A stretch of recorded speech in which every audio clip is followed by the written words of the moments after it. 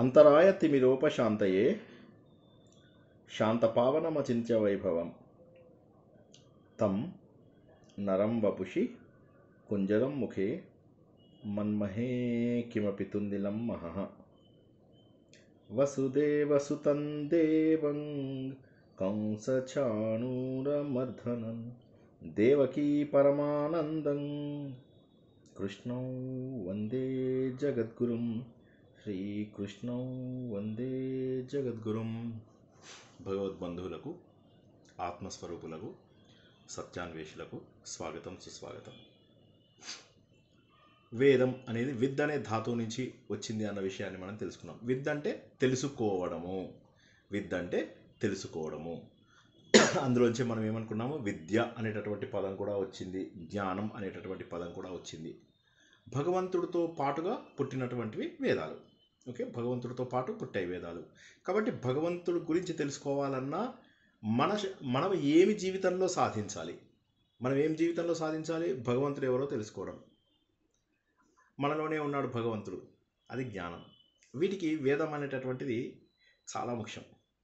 అయితే వేదాలలో కేవలము సత్యం తెలుసుకోవడం మాత్రమే కాకుండా మన జీవన విధానం కూడా అందులోపల నిర్దేశిస్తారు. ఎలా బతకాలి, ఎలా ధర్మబద్ధంగా బతకాలి, ఎలా ప్రకృతితో సహజీవనం చేయాలి. నిన్న మనము ఇది తెలుసుకున్నాం, ఏమంటారు, జ్యోతిష్యం నేర్చుకున్నప్పుడు మనం ఒక మాట అనుకున్నాం, జ్ఞాపకం ఉందేమో. ప్రకృతి శక్తులకు అనుగుణంగా మనం వెళ్తే ఆ శక్తుల ద్వారా మన పనులు సులువైతాయి అని చెప్పి కరణం గురించి చెప్పుకున్నాం కదా. కాబట్టి ఏంటంటే ప్రకృతి శక్తులు ఏ దారిలో అయితే వెళ్తాయో ఆ దారిలో మనం వెళ్తే, అంటే ప్రకృతికి అనుగుణంగా నడుచుకుంటూ వెళ్తే అప్పుడు మనం చేసేటటువంటి పనులు చాలా సులువుగా అవుతాయి, చాలా ఆనందంగా కూడా మన పనులన్నీ జరిగిపోతూ ఉంటాయి. కాబట్టి మనం ఏం చేయాలి అంటే వేదాలలో ఏం చెప్పారు అనేది తెలుసుకోవాలి. అయితే ముందుగా మనం ఏమనుకున్నాము, వేదాలలో 1130 భాగాలు ఉన్నాయని తెలుసుకున్నాము. బట్ ఆ భాగాల లోపల ఈరోజు మనకు ప్రస్తుతానికి అవైలబుల్ ఉన్నవి ఒక 7-8 భాగాలు తప్ప ఇంకా వేరేవి లేవు అన్న విషయాన్ని మనం తెలుసుకుందాం. అంటే దురదృష్టం ఏంటంటే మనము దాన్ని సరిగా గుర్తుంచుకోకపోవడము. అయితే ఏమైంది, వేదాలలో అలా అందులో ఇంకోటి ఏంటంటే వేద సంస్కృతము కాస్త డిఫరెంట్గా కూడా ఉంటుంది. ఇప్పుడు మనం నేర్చుకునేటటువంటిదేమో లౌకిక సంస్కృతం కదా. ఆ లౌకిక సంస్కృతము ఏమో పాణిని మహర్షి ఉన్నాడు, ఆయనని వ్యాకరణ సూత్రాలు రాశాడనమాట. ఆయన ఏమనుకున్నారంటే ఈ వ్యాకరణ సూత్రాలు కనుక రాయకపోతే సంస్కృత భాష కూడా నశించిపోతుంది. ఇంతకుముందు సంస్కృత భాషలోనే మాట్లాడుతూ ఉండేవారు, కావ్యాలన్నీ కూడా సంస్కృతంలోనే వస్తూ ఉండేవి. మన వేదాల దగ్గర నుంచి మొదలెట్టి మన పురాణాలు, కావ్యాలన్నీ కూడా సంస్కృతంలోనే రాయడం జరిగింది. కాబట్టి సంస్కృతి మన సంస్కృతానికి పూర్తి స్థాయి దోహదపడింది. మన సంస్కృతి ఎలా ఉండాలి అనేటటువంటిది సంస్కృతం ద్వారా తెలుసుకున్నాం. కానీ ఆ సంస్కృతాన్ని మరి ఎలా నిలబెట్టాలి, అందుకోసం అని చెప్పి మనం వేద అంగములు అని చెప్పేసి తెలుసుకున్నాం. ఆ వేద అంగాలు అనేవి ఏంటి, వేదం కనుక ఒక పురుషుడు అని ఊహించుకుంటే ఆ పురుషుడిని మనం ఎలా గుర్తిస్తాము, చెవులు, కళ్ళు, ముక్కు, ఇలా ముఖము, తర్వాత కాళ్ళు, చేతులు, ఇలా గుర్తిస్తాం. ఈ 6 భాగాలు ఏవైతే ముఖ్యమైనటువంటి భాగాలు ఉన్నాయో ఈ భాగాల ద్వారా మనము వేదాలని గుర్తించడానికి వీలవుతుంది. వేదాలని ఇంకా అలా తప్ప ఇంకొక రకంగా మార్చడానికి అవకాశం లేదు. ఎలా చదవాలో, ఉదాహరణకి ఛందస్సు ఉంది. ఆ ఛందస్సు వల్ల ఏమవుతుంది, ఛందస్సు, ఉదాత్త స్వరాలు, అనుదాత్త స్వరాల వల్ల ఏమవుతుంది, మనకు ఎంత చదవాలో అంతే. ఉదాహరణకి 8 ఎవరు కూడా వేదాలు చదివేటప్పుడు మీరు చూసుంటారు, ఎవరు కూడా తప్పుగా చదవడము, లేకపోతే ఒకరు ఉచ్చస్వరం ఉన్నప్పుడు ఇంకొకరు నీచస్వరం అవడము అలా జరగదు ఎప్పుడు. దానికి కారణం ఏంటంటే వాళ్ళు నేర్చుకుని వాళ్ళు చేసే పద్ధతి అదేంటి అనేది మనం తర్వాత తెలుసుకుందాము. ఆ పద్ధతి ఏదైతే ఉందో అది చాలా క్రమ పద్ధతి లోపల ఉంటుందన్నమాట. సో ఈ విధంగా ఏంటంటే వేదాన్ని కొన్ని ఫిక్స్డ్ ఫార్ములాస్ పెట్టేసి చేశారు. ఇక వేదాలలో గ్రామర్ కూడా ఏమైందంటే ఈయన అనుకున్నాడు, వేద సంస్కృతం ఏదైతే ఉందో అది కాలక్రమేణా వెళ్ళిపోతుంది, కాబట్టి మనకేంటంటే లౌకిక సంస్కృతమైనా కనీసం కొద్దిగా మిగల్చాలి అని చెప్పేసి పాణిని ఏం చేశారంటే వ్యాకరణ సూత్రాలు, అన్ని వ్యాకరణ సూత్రాలు రాసేస్తారు. ఎక్కడ ఏది ఉండాలి, ఎలా ఉండాలి, ఏముండాలి అని చెప్పేసి అంటారనమాట. ఇందులోపల మళ్ళీ కొన్ని ఎడిషన్స్, వాటిని వార్తికములు అంటారు. ఈ వార్తికములు అనేటటువంటివి కాత్యాయనుడు లేదా వరరుచి అని చెప్పేసి ఆయన రాశాడనమాట. అంటే ఈయన పాణిని మహర్షి రాసిన వాటి యొక్క కంటిన్యూయేషన్. అంటే ఏదన్నా ఒక చిన్న విషయం ఆయన మిస్ అయ్యాడు, లేకపోతే ఇంకొక చిన్న విషయం చెప్పడం ద్వారా ముందు చెప్పిన విషయము మరింత సులువుగా, మరింత ఈజీగా చెప్పడానికి వీలయ్యేటటువంటివి వార్తికాలు అనమాట. ఆ వార్తికాలు రాసిన వరరుచి అని చెప్పేసి అంటారు. ఇది కాక మహాభాష్యం అని ఒకటి ఉంటుంది. ఆ మహాభాష్యం వీటన్నిటిపైన భాష్యం అంటే డీటెయిల్డ్ లెసన్స్ అన్నమాట. భాష్యకాచారులు అని చెప్పేసి అంటూ ఉంటారు కదా, అలా రాసిన ఆయన పేరు పతంజలి. ఈ ముగ్గురిని కూడా మునిత్రయం అంటారు. ఎవరెవరు? పాణిని మహర్షి, కాత్యాయన మహర్షి, పతంజలి మహర్షి. ఒక్కసారి రాసుకోండి ఈ 3 పాయింట్స్. పాణిని వ్యాకరణం రాశారు. వరరుచి లేదా కాత్యాయనుడు ఆయన రాసినవి వార్తికములు. ఈ వార్తికములు అంటే ఏంటంటే వ్యాకరణ రూల్స్, గ్రామర్ రూల్స్ ఏవైతే ఉన్నాయో ఆ గ్రామర్ రూల్స్కి ఏమైనా మిస్ అయిన పాయింట్లు కానీ, లేకపోతే ఇంకా కాస్త బెటర్గా చెప్పగలుగుతాము అనేటటువంటి విషయాలు కానీ అవి రాసినటువంటి మహానుభావుడు కాత్యాయన మహర్షి లేదా వరరుచి మహర్షి. తర్వాత మహాభాష్యం రాసినటువంటి పతంజలి. ఈ ముగ్గురిని మునిత్రయం అని చెప్పేసి అంటారనమాట. అంటే ఏంటంటే మనము ఏవైతే ఇవాళ ధాతువు అని చెప్పేసి అనుకుంటామో, ధాతువు, ప్రాతిపదిక ఇవన్నీ ఏవైతే చెప్పుకుంటామో అందులో నిజం చెప్పాలంటే ధాతువు, ప్రాతిపదిక, విసర్గ, తర్వాత ప్రత్యయాలు, ఈ 4 ఏవైతే ముఖ్యమైనటువంటి భాగాలు మనం సంస్కృతంలో కూడా నేర్చుకున్నామో అన్నిటికంటే ముఖ్యం ధాతువు. ఈ ధాతువులు 2162 ధాతువులు రాసుకోండి. అది పాణిని రాశారు. ధాతు పాఠావళి 2162 ధాతువులు ఉన్నాయి. వీటన్నిటి యొక్క మీనింగ్ ఆయన అక్కడ ఇవ్వగలిగాడు. అయితే సంస్కృతంలో గమ్మత్ ఏంటంటే ఒక పదము అనేక అర్థాలు ఇస్తాయి, ఒక్కొక్కసారి అనేక పదాలు ఒక్క అర్థాన్ని ఇస్తాయి. ఇవి కొద్దిగా కష్టం అన్నమాట. కష్టం అంటే ఎంత కష్టం అంటే వాటిని అంటే దాని మీనింగ్ తీసుకురావడము చాలా కష్టం. మనం నిరుక్తంలో కొంత నేర్చుకున్నాం. ఆ నిరుక్తం అంటే మీకు చెప్పలేదు. ఆ నిరుక్తంలో మనం ఏం నేర్చుకున్నామంటే ఒక పదానికి నిర్వచనం ఎలా ఇవ్వాలి. ఉదాహరణకి ధరిత్రి అని ఉంది. ధరిత్రి అంటే ఏంటి? ఎవరైనా చెప్పండి. ధరిత్రి అంటే ఏంటి? భూమి. ధరిత్రి అంటే ఇప్పుడు ఇక్కడ వాళ్ళు ఏం చేశారంటే ధరిత్రి అంటే ఏంటి అని చెప్పుకునే ముందు ధ్రువ్ అనేటటువంటి ధాతువు, ఈ ధ్రువ్ అనేటటువంటి ధాతువు అంటే ధరించడము. ధరిత్రి అన్నట్టుగా చెప్పిండ్రు కదండి సార్. ధరితి ఇది ధర్మ. సో అది ధర్మము. సో ఇక్కడ ఏంటంటే ధ్రువ్ అనేటటువంటి ధాతువు ఏదైతే ఉన్నదో ఆ ధ్రువ్ అనేటటువంటి ధాతువు పట్టుకోవడము, భరించడం అనేటటువంటిది ఉందన్నమాట. ఆ ధాతువు నుంచి ఇలా ధరిత్రి అనేటటువంటి పదం వచ్చిందనమాట. దాన్ని మనందరినీ కూడా ధాతు అంటే రూట్ పదం అన్నమాట. రూట్ పదం అంటే ఏంటంటే ఉదాహరణకి ఇప్పుడు ధ్రువ్ అనేటటువంటి ధాతువు ఉందనుకోండి. ఈ ధాతువులోంచి క్రియాపదాలు తయారవుతాయి.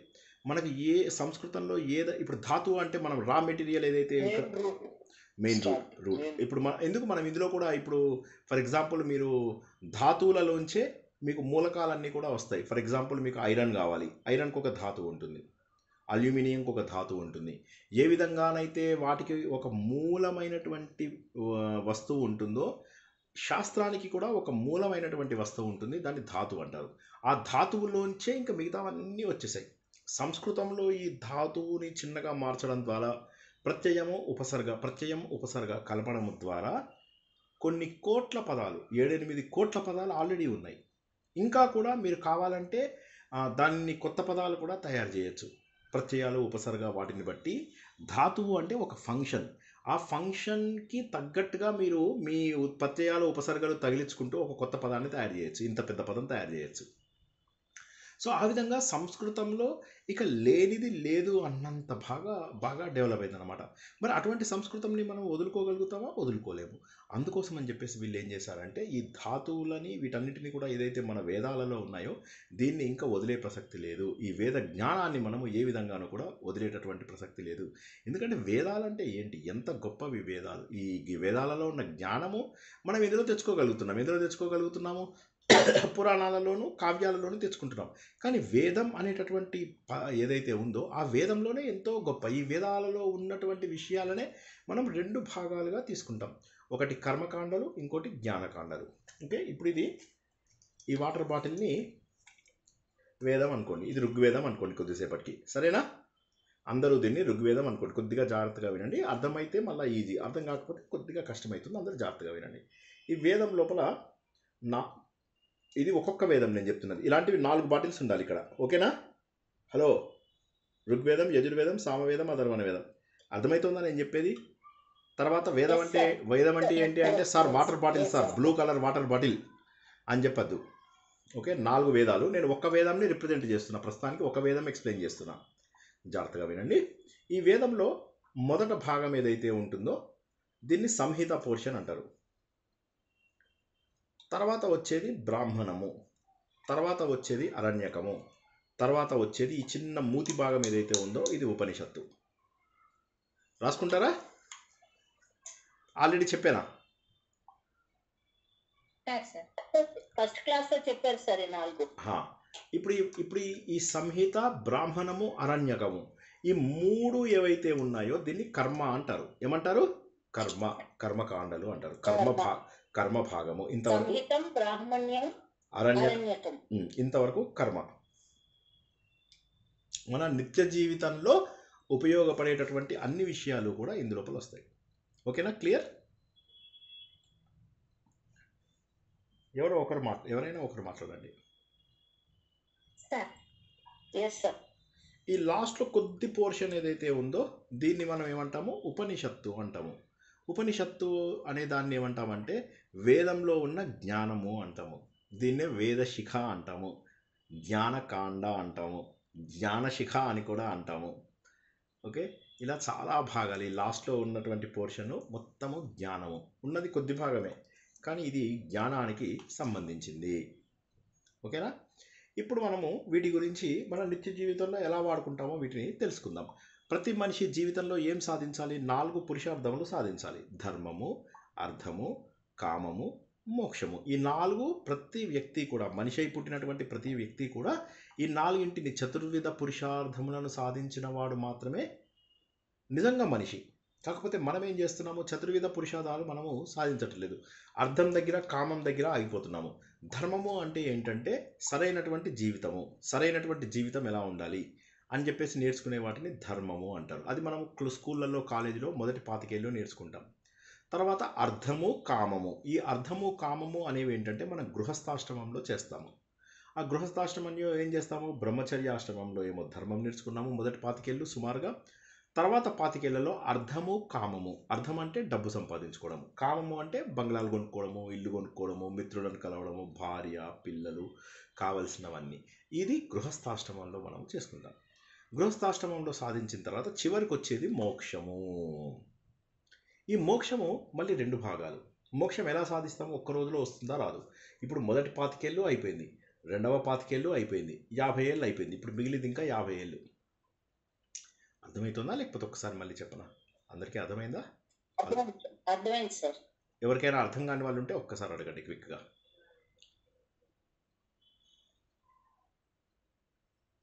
ఓకే, సో ఈ మొదటి 25 ఏళ్లలో ధర్మం నేర్చుకున్నాము. దీన్ని బ్రహ్మచర్య ఆశ్రమము అంటాము. తర్వాత 25 ఏళ్లలో గృహస్థ ఆశ్రమం స్వీకరించి అర్థము, కామము, డబ్బు సంపాదించుకుంటూ బంగాళాలు కొనుక్కోవడం, ఇవన్నీ నేర్చుకున్నాం. దీన్ని గృహస్థాశ్రమం అంటాం. ఇక్కడి నుంచి ఇక్కడి వరకు ఈ పోర్షన్ చూసారా? టేపర్డ్గా ఉంది. టేపర్డ్గా ఉండడం అంటే ఏంటి? క్రమ పద్ధతిలో మనము సంసారానికి దూరంగా అవుతూ ఇలా మెల్లగా దూరం అవుతూ ఉపనిషత్తులను నేర్చుకుంటూ జ్ఞానం గురించి తెలుసుకోవాలి. ఇది తెలుసుకోవడం కోసమని 50 ఏళ్ళు మనకు సుమారుగా. ఈ ఫస్ట్ పోర్షన్ని వానప్రస్థ ఆశ్రమము అంటాము. ఈ వచ్చేదాన్ని చివరిదాన్ని సన్యాస ఆశ్రమము అంటాము. వానప్రస్థ ఆశ్రమంలో భార్యాభర్త కూడా కలిసి సమాజానికి డిటాచ్డ్గా ఉంటారు. సమాజానికి దూరంగా ఉంటూ ఉంటూ ఉంటూ వీరేంటంటే కొన్ని రోజులకు 25 ఏళ్ల పాటు సాధన చేస్తూ ఉంటారు. ఈ సాధన లోపల ఏంటి? ఎందుకు పుట్టాము, ఎందుకు నేను నా జీవితంలో మార్పు వస్తుంది, ఇన్ని రోజులు నల్ల జుట్టు ఉండేది కదా, ఇప్పుడు తెల్ల జుట్టు ఎందుకు అయింది అంటే పెరుగుట విరుగుట కొరకేనా, నేను ఎప్పుడూ కూడా ఆ స్థాయిలో ఎందుకు లేను, నేను 40 ఏళ్ళ వయసులో నాకు డబ్బు ఉంది, ఆరోగ్యం ఉంది, సంపద ఉంది, మిత్రులు ఉన్నారు, సమాజంలో గుర్తింపు ఉంది, అదే స్థాయిలో నేను ఎందుకు ఉండడం లేదు? అదే స్థాయిలో నేను ఉండాలి. ఆ కోరిక ఎప్పటికీ పోదు. దానివల్ల ఏమవుతుందంటే మనం జుట్టుకు రంగు వేస్తాం. తప్పనుకోవద్దు, నేను ఊరికే ఎగ్జాంపుల్ కోసం చెప్తున్నాను అంతే. వేసుకోండి, రంగులు వేసుకోండి, పిచ్చిగా వేసుకోండి, ఏం పర్వాలా. అయితే రంగులు వేస్తాం, వేసి దాన్ని కప్పుతాం, ముడతలు పడతాయి, దాన్ని తగ్గించుకుంటాం. శరీరం లోపల రకరకాల రోగాలు వస్తాయి, మందులు వేసుకుంటాం. ఈ విధంగా ఏం చేస్తున్నామంటే మనము బయటకి కనిపించే శరీరం వేరు, లోపల ఉన్నటువంటి నిజమైనటువంటి శరీరము వేరు.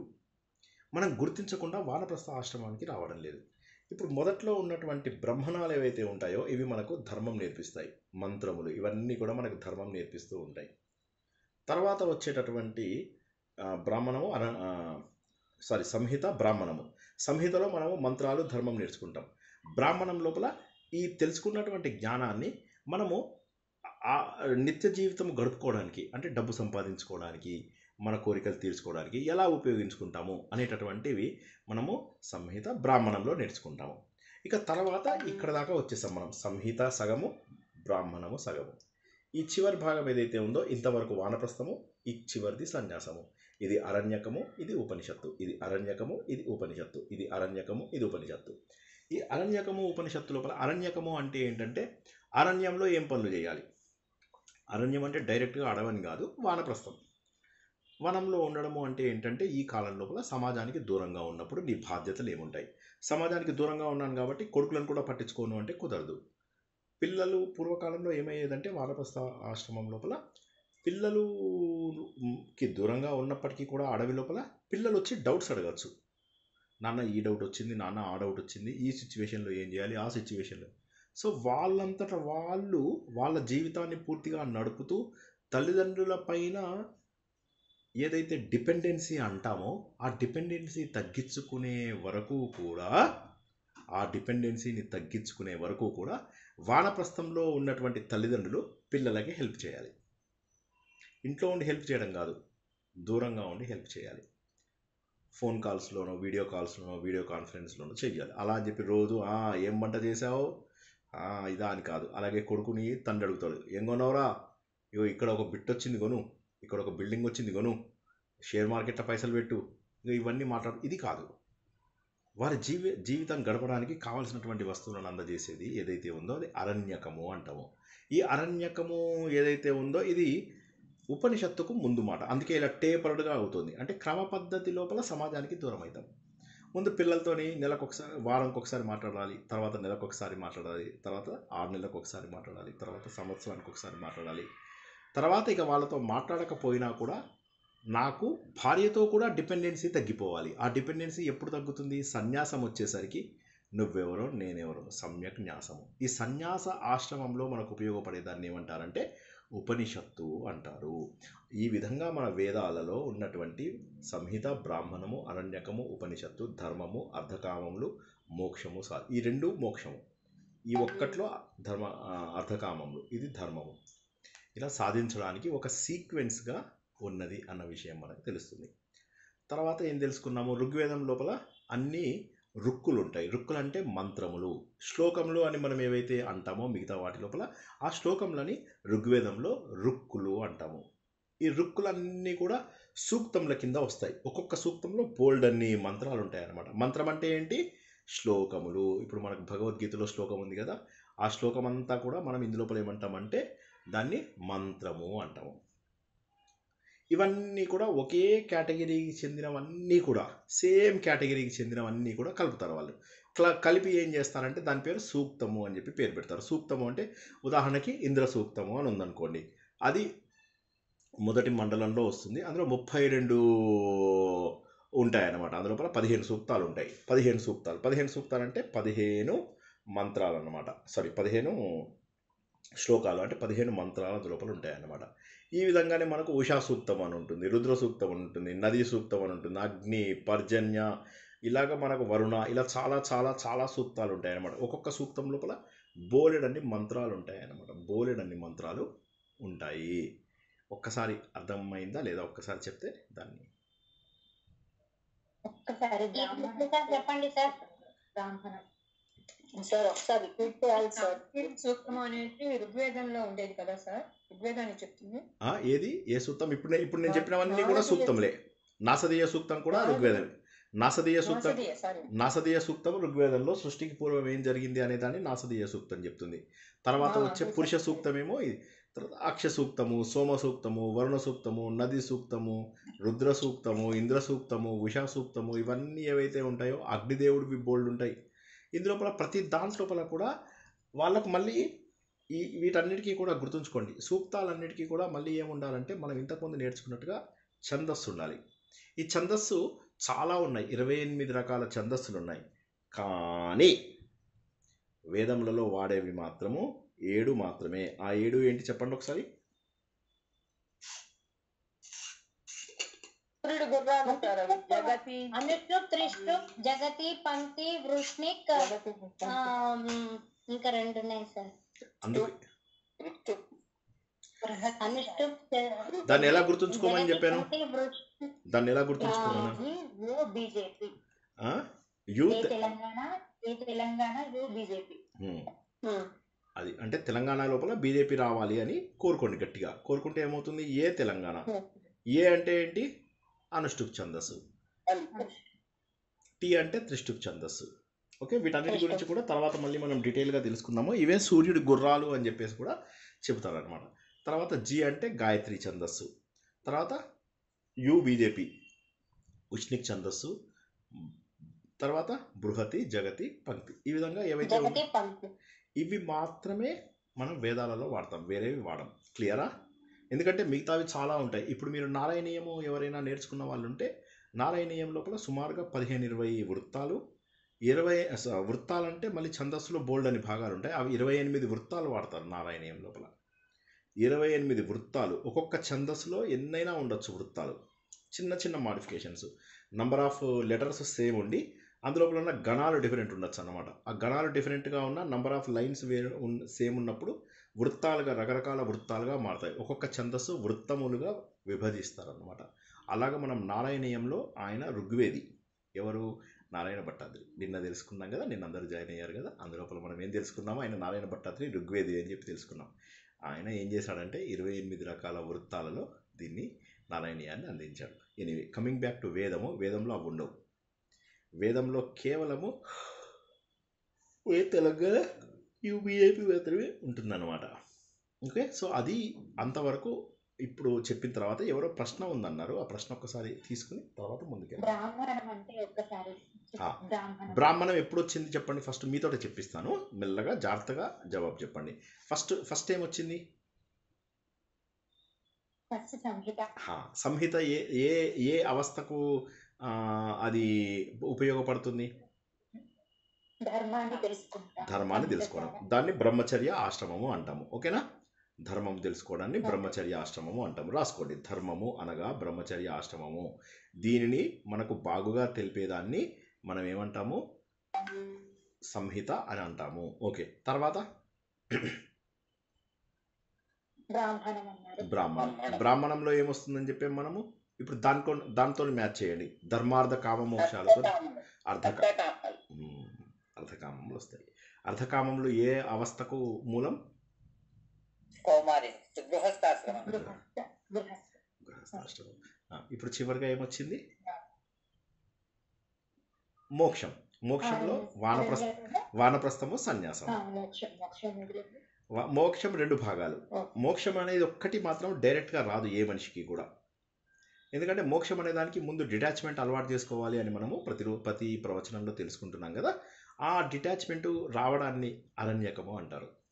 ఓకే సార్, మీరు ఏది చెప్పినా భగవద్గీతలే చెప్తున్నారు సార్ అంటే నేను చెప్పట్లేదు మొర్రో. అన్నిట్లలో ఉన్నటువంటి సత్యం ఒక్కటే. పుస్తకాల పైన కవర్ అట్ట మార్చేసి లోపల అన్ని సేమ్ మ్యాటర్ పెట్టారు. సో అన్నిట్లలో ఉన్నటువంటిది అదే సత్యం. సార్ మోక్షం, సన్యాసం ఇంకొకటి పేరు సార్. మోక్షం అంటేనే వానప్రస్థము, సన్యాసము. మోక్షము అనగా వానప్రస్థము మరియు సన్యాస ఆశ్రమములు. వచ్చిందా? రాసుకున్నారా అందరూ? ఇంకేమైనా ప్రశ్నలు ఉంటే అడగండి, మళ్ళీ ఇంకా ముందుకెళ్దాం. లాస్ట్ లో ఫిఫ్త్ది అరణ్యకం అన్నారు కదండి సార్. లాస్ట్ది ఉపనిషత్తు. అంటే ఈ అరణ్యకం తర్వాత ఉపనిషత్తు సార్. అరణ్యకం తర్వాత ఉపనిషత్తు. Yes, thank you sir. ఉపనిషత్తు అర్థం అవలేదు సార్. సరే చెప్తాను. మీకు ఏం అర్థం కాలేదో చెప్పండి ఫస్ట్. సార్ ఈ ఋగ్వేదం ఎలా వచ్చింది? రుక్ అన్న వర్డ్ అది మంత్రం, శ్లోకం అన్నది ఎక్స్ప్లెయిన్ చేస్తారు. అది అర్థం అవ్వలేదు సార్. ఇప్పుడు మీకు ఏం చెప్పాం మనము? ఋగ్వేదంలో ఉన్న మంత్రములను రుక్కులు అంటారు. ఋగ్వేదంలో ఉన్న మంత్రములను రుక్కులు అంటారు. శ్లోకములు అనకూడదు. యజుర్వేదంలో ఉన్న మంత్రములను యజస్ అంటారు. ఏమంటాము? యజుస్. సామవేదంలో ఉన్న వాటివి సామములు అంటారు. అలా అంటే ఆ ముందు ఉన్నటువంటి మంత్రభాగం ఏదైతే ఉందో ఇది మంత్రభాగం. మంత్రభాగం ఎప్పుడు ప్రతి వేదంలో సేమ్ ఉంటుంది, ఇలాగే ఉంటుంది, సేమ్ ఇలాగే ఓకే ఉంటాయి. ప్రతి వేదం కూడా ముందు కర్మకాండాలు చెప్తాయి, అంటే నిత్య జీవితంలో మనం చేయవలసిన పనులన్నీ చెప్తాయి. తర్వాత బాబు తెల్ల జుట్టు వచ్చిందా, ఒక్క తెల్ల వెంట్రుక వచ్చినా సరే నువ్వు మళ్ళీ శ్రీనివాస్ గారు చెప్తున్నారు కదా ఆ మార్గంలోకి వచ్చే డిటాచ్మెంట్ పెంచుకో. ఓకే, మళ్ళీ శ్రీనివాస్ గారు కుంభమేళాకి ఓకే వెళ్ళారంటే అఖాడా స్టార్ట్ చేస్తాను నేను, అక్కడ దర్భ అఖాడా అని చెప్పి స్టార్ట్ చేస్తాను. అక్కడికి వచ్చేసి అందరూ దర్భా అఖాడా ఆ, అచ్చా వెరీ నైస్ సో అయితే సో కాబట్టి ఏంటంటే మనము క్రమ పద్ధతి లోపల మన లోపల ఆ వైరాగ్యం రావాలి అనేది ప్రతి పుస్తకం కూడా చెప్తోంది. ఓకే, ఈ విషయము మనం అర్థం చేసుకున్నాక ఒక్కడుగు ముందుకెళ్దాం. ఓకేనా?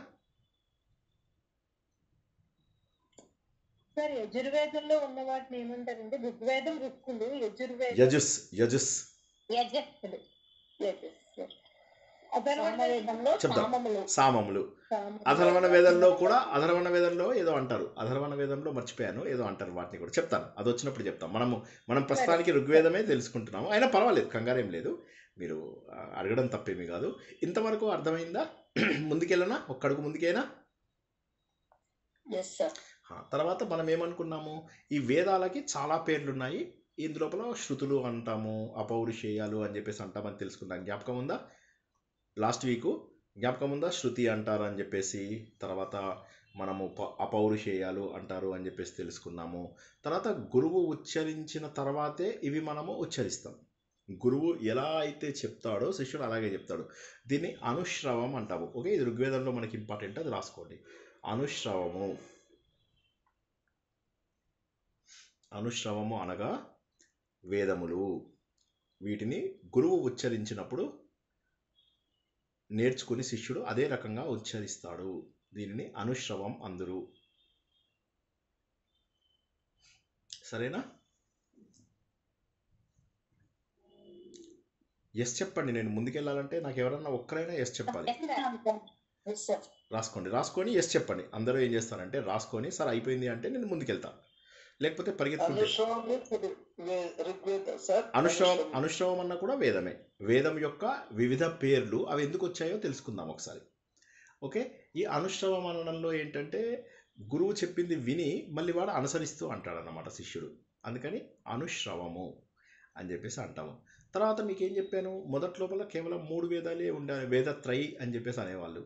ఋగ్వేదము, యజుర్వేదము, సామవేదం మాత్రమే ఉండేది. కానీ కాదు, మనకు లౌకిక విషయాలకు సంబంధించింది కూడా కావాలి అని చెప్పి ఋగ్వేదం నుంచి కొన్ని మంత్రాలు తీసుకొచ్చి యాజ్ ఇట్ ఈస్గా మన వేదవ్యాసుడు కాపీ కొట్టి, కాపీ పేస్ట్ అంటాం కదా, ఆయన అక్కడ కంట్రోల్ సి ఇక్కడ కంట్రోల్ వి కొట్టి ఆయన ఏం చేశారంటే అధర్వణ వేదంని స్టార్ట్ చేశారు. కానీ అధర్వణ వేదము లేకుండానే మనకు వేదములు ఉండేవి. వాటిని ఋగ్ యజు సామ వేదాలను ఏమంటారంటే త్రయి అంటారు. వేద త్రయి లేదా త్రయి. త్రయి అంటే 3 అని. ఓకే, రాసుకోండి. రాసుకుని అయిన తర్వాత ఎస్ చెప్పండి. నేను కామ్గా ఉండి మీరు కామ్గా ఉండద్దు. సార్ ఋగ్వేదంలోంచి వీటిని గురువులు ఉచ్చరించినప్పుడు శిష్యుడు ఉచ్చరిస్తాడు. తర్వాత రాసుకునేది ఋగ్వేదము, యజుర్వేదము, సామవేదములను వేదత్రయి అంటాము. సో త్రయి అన్నా కూడా జనరల్గా మీకు ఎప్పుడైనా వేదత్రయి అనాలి, లేదా ఎక్కడైనా త్రయి అని ఒక్క మాట వచ్చిందనుకోండి, అప్పుడు ఏమనుకోవాలంటే ఇది త్రయిలోంచి తీసుకోబడింది అని వస్తుంది కొన్ని చోట్ల. నేను ఇప్పుడు తర్వాత ఫ్యూచర్లో కూడా కొన్నిసార్లు ఈ పదంని వాడతాను. వాడినప్పుడు అప్పుడు మీరు ఏమనుకోవాలంటే సార్ చెప్తున్నది అర్థమైంది, త్రయి అంటే వేదము అని చెప్పేసి. ఓకేనా? అలా గుర్తుంచుకోండి. ఓకే, తర్వాత ఇంకోటి అన్నారు, ఋగ్వేదంలోంచి వ్యాస మహామేమని తీసుకొని కాపీ చేసి అథర్వణ వేదం తీసుకొచ్చారు. ఎందుకంటే వేదంను పుట్టించారు. ఎందుకోసం అంటే ఇప్పుడు మీరు ఏమనుకున్నారు, ప్రతి దానికి ఒక స్ట్రక్చర్ ఉంటుంది, అవునా? ఒక స్ట్రక్చర్ ఉంటుందా లేదా? వేదాలకు కానీ పురాణాలకు కానీ ఒక స్ట్రక్చర్ ఉంటుందా లేదా? పురాణాలకు ఏం స్ట్రక్చర్ ఉంటుంది? పురాణాలకు ఏం స్ట్రక్చర్ ఉంటుంది చెప్పండి. పురాణం పంచలక్షణం. ఏంటా లక్షణాలు? అవి లేకపోతే పురాణం కాదు. కథల్లాగా ఉంటాయా సార్ పురాణాలు? అయ్యో రామ, కాదు. కథల్లాగా ఉంటే చాలా లెంతీగా ఉంటాయి. అయ్యో, ఇలా నేర్చుకున్నారా మీరు? ఇలా అర్థం చేసుకున్నారా? మనువుల గురించి చెప్తారు. చెప్పండి అర్చన, కరెక్ట్ చెప్తున్నారు. అర్చన, మన్వంతరము మన్వంతరం అదొకటి గుర్తు. సర్గా చెప్పావు కదా, అది కూడా కరెక్టే. సర్గ, ఉపసర్గ, సర్గ, విసర్గ, మన్వంతరం. మన్వంతరము, విసర్గ, వంశ చరిత్ర, మనువుల చరిత్ర. ఓకే, ఇవి 5 కూడా. ఈ 5 ఉంటే దాన్ని పురాణం అంటారు. పురాణం పంచలక్షణం. అలా కాకుండా కథలు చెప్పడం అంటే, ఇప్పుడు నేను భాగవతం మీ అందరికీ తెలుసు అనుకుంటా. భాగవతం మొట్టమొదట నేను స్టార్ట్ చేసేటప్పుడు కొద్దిగా డౌట్ పడ్డా. ఓకే, నేను చెప్పగలుగుతానా లేదా ఇవన్నీ. నేనేమో ఆత్మజ్ఞానమే ఎక్కువ చెప్తాను, ఇందులో భాగవతం చూస్తేనేమో కథలు ఉన్నాయి. జనాలేమో భాగవతం చెప్పండి సార్ మీరు చెప్తే ఈజీగా ఉంటుంది అన్నారు. నేను డౌట్ వచ్చి మా వైఫ్ దగ్గరికి వెళ్ళా. నేను వైఫ్ని అడిగా, భాగవతం ఎట్లాగా, నేను జ్ఞానం గురించి చెప్తా కదా జనరల్లీ, ఇందులో ఏమో కథలు ఉంటాయి ఎలాగా అన్న. నీకేం లే, కథలు బాగానే చెప్తావు అని చెప్పేసి అన్నది. మరి ఇంకా అప్పటి నుంచి నాకు అర్థమైంది ఏంటంటే, ఓకే నేను కూడా కథలు చెప్పచ్చు వల్ల అర్థమైంది. ఇప్పుడు నేను చెప్పే కథలన్నీ కూడా పురాణం అయిపోతాయా? అవవు. ఒక సీక్వెన్స్ ఫాలో అయితేనే పురాణం అంటారు. ఒక పద్ధతి, ఒక స్ట్రక్చర్ ఫాలో అయితేనే పురాణం అంటారు. ఆ స్ట్రక్చర్ ఏంటి? సృష్టి ఎలా జరిగింది, లయం ఎలా జరిగింది, మనువులు ఎవరు, స్వయంభూ మనువు, స్వారుచిసి మనువు, ఉత్తముడు, రాక్షసుడు, రైవతుడు, ఇప్పుడు మనకు ఉన్నటువంటి వైవస్వతుడు, ఇలా వీళ్ళందరూ ఉంటే మాత్రమే అది పురాణము. తర్వాత మనువుల యొక్క చరిత్ర, మనువుల చరిత్ర మనం బాగా తెలుసుకుందాం. స్వయంభూ మనువు యొక్క పిల్లలు, వాళ్ళ పిల్లల పిల్లలు, పిల్లల పిల్లలు, రెండవ మనువు ఎలా వచ్చాడు, వీళ్ళందరూ ఎలా ముందుకెళ్ళారు, ఇవన్నీ కూడా తెలుసుకుందాం. తర్వాత మనం ఏం తెలుసుకున్నాము? వంశ చరిత్ర తెలుసుకున్నాం. ఎవరి వంశ చరిత్ర? సూర్యవంశం, చంద్రవంశం యొక్క చరిత్ర. ఏ పురాణమైనా సరే ఈ 5 కంపల్సరీగా ఉండాలి. అలా ఒక స్ట్రక్చర్ పురాణానికి మెయింటైన్ చేశారు ఆయన. కాబట్టి ఎవరు పడితే వాడు పురాణం రాయలేడు. అంటే రాయలేడు కదా, రాయొచ్చు. ఈ రోజుల్లో జ్ఞానం ఉన్నవాళ్ళు రాయొచ్చు, అది వేరే సంగతి. కానీ అలా ఉంటే దాన్ని పురాణం అంటారు. పురాతనమైన నవీనంగా ఉంటుంది. పురాతనం ఎందుకు? భగవంతుడి యొక్క సృష్టి నుంచి ప్రారంభం అవ్వాలి. ఏ పురాణమైనా భగవంతుడి సృష్టి నుంచే ప్రారంభం అవ్వాలి. ఎందుకని? అదే వేదంలో ఉంది. అసలు పురాణాలు ఎందుకు వచ్చాయి చెప్పండి? ఎందుకు వచ్చాయి పురాణాలు?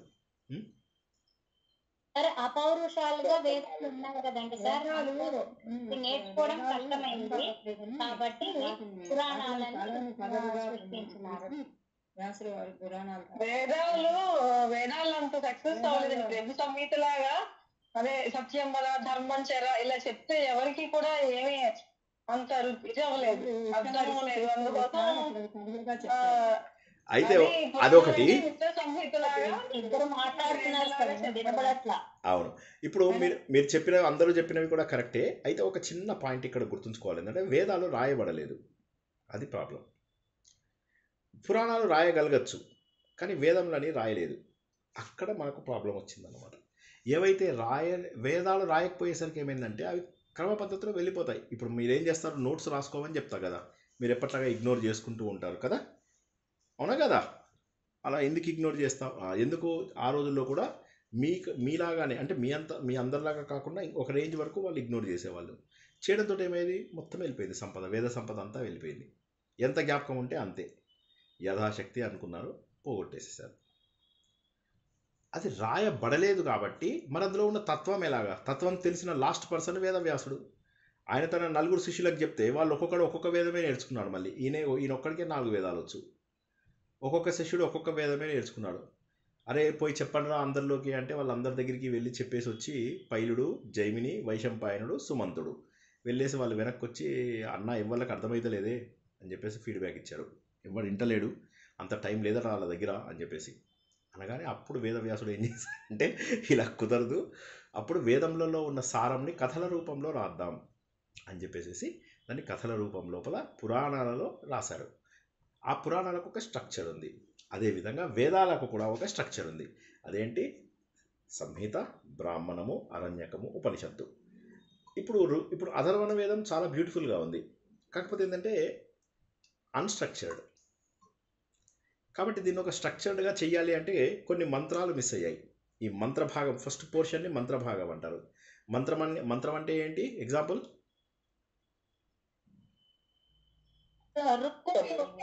ఋగ్వేదంలో ఋక్కులు అంటాం సార్. ఏంటది? అందులో ఏముంటుంది? శ్లోకం అది. ఆ శ్లోకంని మంత్రం అంటాం. శ్లోకాలు, ఆ శ్లోకాలని మంత్రం అంటాం. ఇక్కడ మంత్రాలు లేకపోయేసరికి ఏం చేశారంటే తీసుకొచ్చి కాపీ చేసి మంత్రం అంటాం. అది ఎందుకంటే వీటన్ని శ్లోకాలే అయినప్పటికీ కూడా వేదంలో ఉన్నప్పుడు మాత్రము శ్లోకములు, వేదంలో ఎన్ని శ్లోకాలు ఉన్నాయని ఎవరు అనరు అన్నమాట, వేదాలలో ఎన్ని మంత్రాలు ఉన్నాయి అని చెప్పేసి అంటారు అన్నమాట. ఓకేనా, క్లియరా? ఇప్పుడు ఏమైపోయింది, ఈ విధంగా జరిగేసరికి ఏమైంది, అలా వేదాలు పోవడంతో అప్పుడు మనకేమైందంటే పురాణాలు రాయడం అంటూ జరిగిందనమాట. కానీ మరి వేదాలలో ఉన్నటువంటి జ్ఞానం అమోఘం, వేదాలలో ఉన్నటువంటి జ్ఞానము అమోఘము. మరి ఎలాగా ఆ వేదాలలో ఉన్న జ్ఞానాన్ని ముందుకు తీసుకెళ్ళాలి? అవి మంత్ర రూపంలో ఉన్నాయి. సంహిత, బ్రాహ్మణ, అరణ్యకము ఇవన్నీ కూడా చక్కగా ఒక్కొక్క ఋషి దాన్ని ఒక్కొక్క సాంప్రదాయంగా తీసుకొచ్చాడు. నాదొక సాంప్రదాయం, నీదొక సాంప్రదాయం. దాన్ని నేర్పించే పద్ధతుల మార్పు వల్ల కొంత తేడాలు ఉంటాయి. దాన్ని ఏమన్నది, ఉదాహరణకి సంధ్యావందనం చేస్తారు, ఒక్కొక్క ఆయన ఒక్కొక్క రకంగా నేర్పిస్తారు సంధ్యావందనం. తప్పు కాదు, అది వాళ్ళ గురువు ఎక్కడి నుంచి తీసుకొచ్చాడో ఆ పద్ధతిలో నేర్పిస్తారు. చిన్న చిన్న తేడాలు ఉండడం సహజము అని గుర్తుంచుకోండి. మీరు నార్త్ ఇండియన్స్ ఒక రకంగా చేస్తారు, సౌత్ ఇండియన్, అవును కరెక్టే, దట్ ఈస్ కరెక్ట్. దానికి కారణం వాళ్ళు తప్పు చెప్పినట్టుగా కాదు, వాళ్ళకి వాళ్ళ గురువులు నేర్పించింది చెప్తారు. అది అంతవరకు గుర్తు. చెప్పమ్మా, చెప్పండి. ఇప్పుడు సంధ్యావందనము యజుర్వేద సంధ్యావందనం అని ఉంటుంది కదా, అది వేదానికి సంబంధించి, మరి వేరే వేదాల వాళ్ళకి కూడా అలా వేరే వేరే ఉంటుంది సార్? కరెక్ట్. ఋగ్వేద సంధ్యావందనం వేరు ఉంటుంది, సామవేద సంధ్యావందనం వేరు ఉంటుంది. కానీ ఇప్పుడు యజుర్వేద సంధ్యావందనం పాపులర్ అయింది. ఎందుకోసం అంటే యజుర్వేదం అనేది ముందుగా కోల్పోయాం. గురువుకు కోపం తెప్పిస్తాడు, వైశంపాయనుడికి కోపం తెప్పిస్తాడు యాజ్ఞవల్కుడు. అప్పుడు అతను ఏం చేస్తాడంటే మొత్తం కక్కేసాయి, నువ్వు నేర్చుకున్న వేదం అంతా కక్కేసాయి అంటే వాడు మొత్తము వదిలేస్తాడు అనమాట, అక్కడ విసర్జించేస్తాడు. మొత్తం తీసి నేర్చుకున్నదంతా గురువుకు కోపం తెప్పించినందువల్ల వదిలేసిన తర్వాత ఏమవుతుంది, మరి వేదం నేర్చుకోవాలనే కోరిక ఉంది యాజ్ఞవల్కుల్లో. అప్పుడు ఆయన ఏం చేస్తాడు, సూర్యుని దగ్గరికి వెళ్తాడు, మహాన్ భావ నాకు మళ్ళీ వేదం నేర్పించవా అని. అప్పుడు సూర్యుడు నేర్పిస్తాడు. దాన్ని శుక్ల యజుర్వేదం అంటారు. ఇప్పుడు వేదాలు ఎన్ని రకాలు రాసుకోండి, ఋగ్వేదము, కృష్ణ యజుర్వేదము, శుక్ల యజుర్వేదము, సామవేదము, అథర్వణ వేదం అని 5 రాసుకోండి.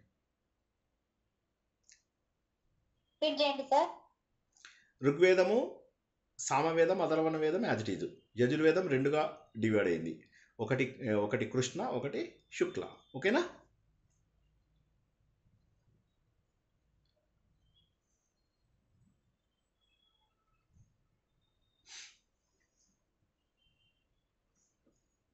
క్లియర్? చెప్పాలి. ఓకే,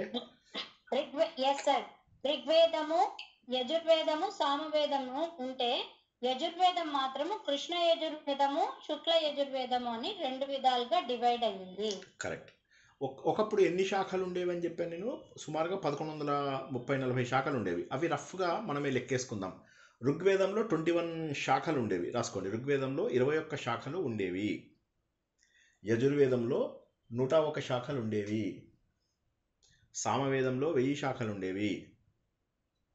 అథర్వణ వేదంలో 9 శాఖలు ఉండేవి. రాసుకున్నారా? సామవేదంలో ఎన్ని సార్? సామవేదం 1000, యజుర్వేదం 101, ఋగ్వేదం 21, అథర్వణ వేదం 9. రఫ్లీ ఎంత అయింది? 1131 అయినా చూడండి ఒకసారి. 1000 అమ్మ కరెక్టే, 1131. యా, అది కరెక్ట్. 1130 అదే. సో 1131 ఉండాలి, 1131. సో అది కరెక్ట్ ఆన్సర్. సో 1131 9 శాఖలు అండి. అయితే ఇప్పుడున్నవి మాత్రం 7 శాఖలే. ఇప్పుడు ప్రస్తుతానికి మనం నేర్చుకునేది అన్ఫార్చునేట్లీ 7 శాఖలు మాత్రమే. మొత్తం ఎగిరిపోయింది మొత్తం, అది ప్రాబ్లం. శాఖలు ఇన్ విచ్ వేద సార్? ఏంటి?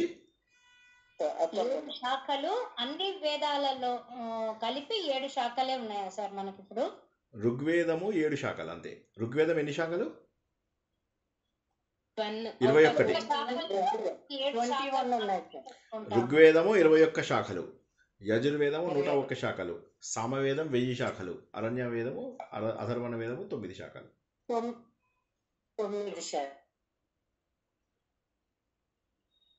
ఓకేనా? అసలు ద్వాపర యుగానికే లుప్తం అయిపోయినాయి సార్. అది అప్పటికే దాదాపుగా అయిపోయాయి.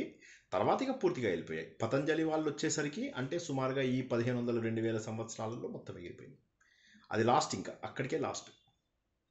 ఇందాక మనం చెప్పుకున్నాం పతంజలి, వరరుచి, తర్వాత వరరుచినే కాత్యాయన అంటారని చెప్పేసి తెలుసుకున్నాము.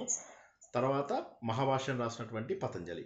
ఈ ముగ్గురు అయిపోయేసరికి అప్పటికే చాలా వరకు లుప్తం అయిపోతున్నాయి. దాన్ని ఎంత ఫిక్స్డ్ చేద్దామని వాళ్ళు ప్రయత్నం చేసినా అప్పటికే మొత్తం వెళ్ళిపోయింది. ఓకేనా? సో ఇప్పుడు మొదటి 3 భాగాలని ఏమంటారని తెలుసుకున్నాము. కర్మకాండలు అంటారని తెలుసుకున్నాం. దీన్నే అపరావిద్య అంటారని రాసుకోండి. దీనినే అపరావిద్య అంటారు. ఉపనిషత్తుని పరావిద్య అంటారు. ఇప్పుడు మీరు వేరే ప్రవచనకర్తలు వాళ్ళు ప్రవచనం ఇచ్చేటప్పుడు చూసుంటారు కదా, అందులో ఏమంటారు వాళ్ళు? పరాశక్తి అనేటటువంటి మాట వాడడం ఎప్పుడైనా విన్నారా? కంచి పరాదేవత అంటారు, పరాదేవత అంటాడు. పరా అని ఎప్పుడైతే అంటాడో అప్పుడు ఏంటంటే అమ్మవారు అలా పరా అనేటటువంటి పదం ఎప్పుడైతే వాడతారో అప్పుడు దాని అర్థం ఏంటంటే వాళ్ళు మాట్లాడుతున్నది జ్ఞానము. దేవుడిని జ్ఞాన రూపంలో చూస్తున్నారు. దేవుడిని విగ్రహ రూపంలో, యంత్ర రూపంలో, మంత్ర రూపంలో వీటిలో చూసేవన్నీ ఏవైతే ఉంటాయో దాన్ని అపరావిద్య అంటాం. ఇప్పుడు మనం చేసేటటువంటి చాలా పూజలు, వ్రతాలు, నోములు ఇవన్నీ కూడా అపరావిద్యలోకి వస్తాయి. ఈ పాయింట్ అర్థం కాకపోతే అడగండి. మూడు కాండాలని అపరావిద్య అంటాము, అంతే కదండి సార్? అవును. మిగతావి జ్ఞానము పరావిద్య అంటాము. అయితే ఈ మూడు కాండాల్లో ఏదైతే అపర విద్యలో నేర్చుకుంటామో యంత్రము, మంత్రము, తంత్రము కూడా సార్ ఏవైనా అంటే జనరల్ గా మనం నేర్చుకునే విగ్రహాలు, విగ్రహారాధన ఇవన్నీ ఏవైతే ఉంటాయో అవన్నీ అపరావిద్య. అపరావిద్య అంటే ఏంటంటే మన కళ్ళ ముందు కనిపించేవన్నీ కూడా అపరావిద్యలే. మన కళ్ళకు కనిపించే ప్రతిదీ అపరావిద్యనే. ఏదైతే భగవంతుడికి రూపం లేదు, నేను భగవంతుడి లోపల భాగాన్ని, భగవంతుడు తప్ప ఇంకొక సత్యం లేదు, నేను ఎప్పటికైనా భగవంతుడిలో కలిసిపోతాను, భగవంతుడు అని అసలు స్వరూపాన్ని నాకు తెలియజేయి అనేదాన్ని పరావిద్య అంటారు. ఓకేనా? పరావిద్య అంటేనేమో భగవంతుడి యొక్క జ్ఞాన రూపాన్ని పూజించేది. అపరావిద్య అంటే భగవంతుడి యొక్క రూపాన్ని పూజించేది. క్లియర్? ఆ రూపాన్ని పూజించడానికి మనకి రకరకాల సంహితలు, బ్రాహ్మణాలు, అరణ్యకాలు ఇవన్నీ అందులోనే వస్తాయి. అయితే అరణ్యకంలోకి వెళ్తున్న కొద్దీ భగవంతుడి యొక్క నిర్గుణతత్వం మనకు కనిపిస్తూ ఉంటుంది.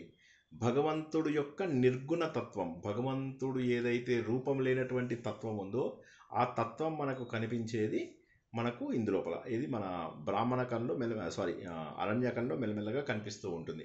ముందు దేవుణ్ణి రూపంతో పూజిస్తుంటారు, తర్వాత రూపంతో పూజిస్తుంటారు, తర్వాత మెల్లమెల్లగా రూపంలోంచి భగవంతుడు సర్వత్రా వ్యాప్తి చెందినవాడు, భగవంతుడు లేనటువంటి ప్రదేశం లేదు అంటారు.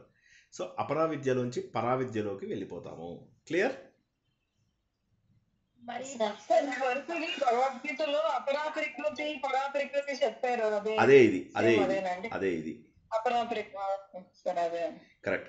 చాముండేశ్వరి గారు అడగండి. అదే భక్త తుకారాం గారు, మరి రామదాస్ గారు, అన్నమయ్య గారు, మరి వీళ్ళు పూజించింది సార్ అపరావిద్య. అంటే వాళ్ళకి జ్ఞానం, వాళ్ళకి జ్ఞానం లేక. చెప్పండి, ఏంటి ఏదో అంటున్నారు కళ్యాణి గారు? సామవేదం అంటే ఎంత గీతములు అంటే వేదములలో ఉన్నటువంటి విషయములనే యజ్ఞయాగాలుగా చేసినట్లయితే దాన్ని యజుర్వేదం అంటారు. పాటల రూపంలో రాసినట్లయితే సామవేదం అంటారు. ఓకేనా? సేమ్ ఋగ్వేదమే మెయిన్. ఋగ్వేదంలో ఉన్నవే మిగతా వేదాలలో ఉంటాయి. కానీ ఋగ్వేదంలో చెప్పిన పద్ధతి వేరు, యజుర్వేదంలో చెప్పిన పద్ధతులు వేరు. యజుర్వేదంలో నమక చమకాలు, రుద్రము ఇవన్నీ ఉంటాయి కదా, వేదాలు చేసే పద్ధతి, ఇవన్నీ మనకు యజుర్వేదంలో వస్తాయి. ఓకేనా? తెలుసుకుందాం, మెల్లగా తెలుసుకుందాం, కంగారు పడకండి. ఓకే? సామవేదం అంటే పాటల రూపంలో ఉంటుంది. ఇప్పుడు ఇక్కడ మనం మాట్లాడుకుంటున్నది ఏంటి? అన్నమయ్య వీళ్ళందరూ ఏ దేవుణ్ణి చూశారు? వాళ్ళు చూసినటువంటిది రూపంతో చూసినప్పటికీ కూడా వారికి భగవంతుడి యొక్క అసలు స్వరూపం తెలుసు. భగవంతుడు సర్వత్రా వ్యాప్తి చెందినవాడు అని చెప్పి తెలుసు. ఉదాహరణకి మీరు తీసుకున్నట్లయితే అన్నమయ్య పాటలలో బ్రహ్మమొక్కటే పరబ్రహ్మమొక్కటే అని అంటాడు. అవునా కదా? అంటాడా లేదా? హలో ఎవరో ఒకరు మాట్లాడండి, నాకు కన్ఫ్యూజ్ అయిపోతున్నా. సో కన్ఫ్యూజన్లో ఏం చెప్తానో నాకే కన్ఫ్యూజ్ అయిపోతా. అందుకోసం ఎవరో ఒకరు జవాబు చెప్తున్నాండి. సో అంటే వారికి తెలియక కాదు, వాళ్ళు భక్తి మార్గంలో ఉన్న వాళ్ళకి నిన్న మనం చెప్పినట్టుగా జ్ఞాన మార్గంలోకి ఆటోమేటిక్గా వెళ్ళిపోతారు. సో ఆ ఫెసిలిటీ ఉంది కాబట్టి నిజమైన భక్తి ఎవరైతే పెంచుకుంటూ ఉంటారో వాళ్ళు తెలియకుండానే జ్ఞాన మార్గంలోకి వెళ్ళిపోతారు. అది అన్నమయ్యకు, రామదాసుకి. ఇప్పుడు ఫర్ ఎగ్జాంపుల్ ఈయన కలిగినది నాకు కైవల్యము, ఇది ఇంతకుముందు ఎవరు తెలుసుకోలేనిది అని చెప్పేసి చెప్తాడు ఆయన. ఎవరు చెప్పారు ఆ మాట? అయ్యో కాదు, అన్నమయ్య కాదు. చెప్పండి, ఇంకో 2 గెస్సులు. త్యాగరాజ్ చెప్పాడు. ఏమన్నాడు ఆయన? నాకు ఇవాళ కైవల్యం అంటే తెలిసింది. కైవల్యం అంటే ఏంటి? దాని డెఫినేషన్ నేను చెప్పాను ఇంతకుముందు ఒకసారి. అవును, కైవల్యం అనే పదాన్ని విడదీసి చెప్పాను. కేవలుడిగా అర్చన అర్చన కైవల్యం అంటే అర్చన చెప్పండి. కేవలుడిగా మిగలటం. కేవలంగా మిగలడం, కేవలం నుంచి వచ్చింది. ఇది మనము దశశ్లోకిలో కూడా తెలుసుకున్నాం. తదేకో వశిష్ఠ శివం కేవల అహం, కేవలం అదొక్కటే, దాన్నే కైవల్యం అంటారు. కైవల్యం అంటే ఏంటంటే నాకు భగవంతుడికి తేడా లేదు అని చెప్పి తెలుసుకునేదాన్ని కైవల్యం అంటారు. ఓకేనా, క్లియర్గా ఉందా? అది మనకు వేదాల్లోంచి వస్తుంది. ఇవన్నీ గుర్తుంచుకోండి. మీరు ఏది నేర్చుకున్నా వేదంలోంచి వచ్చినదే, వేదంలో లేనిది ఇంకెక్కడా లేదు. మన మన మన గ్రంథాలలోనే కాదు, ప్రపంచంలో ఎక్కడ ఎవడు ఏది చెప్పినా కూడా మన దగ్గర కాపీ కొట్టిందే. ఓకే, ఎవరు ఏం చెప్పినా హిందూ ధర్మం నుంచి కాపీ కొట్టిందే, ఒప్పుకోరు, అంతే అంతే విషయం. మనం ఈ ఈ మహా గొప్ప దేశంలో పుట్టాము, ఎన్నో కోట్ల జన్మల అదృష్టము. అందులో హిందూ ధర్మాన్ని పాటించడం అంటే ఇంక ఎంత పిచ్చి పిచ్చిగా పుణ్యం చేసుకుని ఇప్పుడు ఏం చేస్తున్నామయ్యా అంటే సెల్ ఫోన్లలో కబుర్లు చెప్తున్నాం అందరితోటి. సూపర్, ఇంత కష్టపడి వచ్చినటువంటిది గొప్ప జన్మని మనం ఎలా వృధా చేసుకోవాలి, వృధా చేసుకోకుండా చక్కగా దీన్ని ముందుకు తీసుకెళ్ళాలి. ఇప్పుడు అపరావిద్య పరావిద్య అనేవైతే మనము తెలుసుకున్నామో, అపరావిద్య అంటే ఏంటంటే కర్మకాండలకు సంబంధించినది అపరావిద్య, జ్ఞానకాండకు సంబంధించిన దాన్ని పరావిద్య అంటారు. ఓకేనా, క్లియర్? కైవల్యం మనకు శాశ్వతం. కేవలం నేను కేవలం భగవంతున్నే అంటే ఈ ప్రపంచంలో రెండవ వస్తువు లేదు, భగవంతుడు తప్ప రెండవ వస్తువు లేదు అనేదాన్ని కైవల్యం అంటారు. భగవంతుల్లో కలిసిపోయాడు. సినిమాలో ఏం చేస్తాడు, ఇలా ఒక వ్యక్తి జ్యోతి వెళ్ళిపోయి భగవంతుల్లో కలుస్తుందా లేదా? సినిమాలో అలా చూపిస్తారు. సినిమాలో ఎందుకు చూపిస్తారు? వాడు ఇది కైవల్యం పొందాడు అంటే అర్థం కాదు జనాలకి. వాడు భగవంతుల్లో కలిసిపోయాడు అని చెప్తే అప్పుడు అర్థమవుతుంది. అందరూ భగవంతుల్లో కలిసిపోవలసిన వాళ్ళమే, కానీ మనం కలవడానికి ఇష్టపడడం లేదు. కలిసిపోయాము అంటే అప్పుడు ఇక సంపూర్ణమైనటువంటి ఆనందం వస్తుంది. అగ్ని దాంట్లో చిన్న చిన్న చిన్న చిన్న కణికలన్నీ బయటికి వెళ్ళిపోయాయి, అవన్నీ ఎదురు చూస్తున్నాయి మళ్ళీ అగ్నిలోకి రావడానికి, స్వస్థానంకి రావడానికి ఎదురు చూస్తున్నాయి.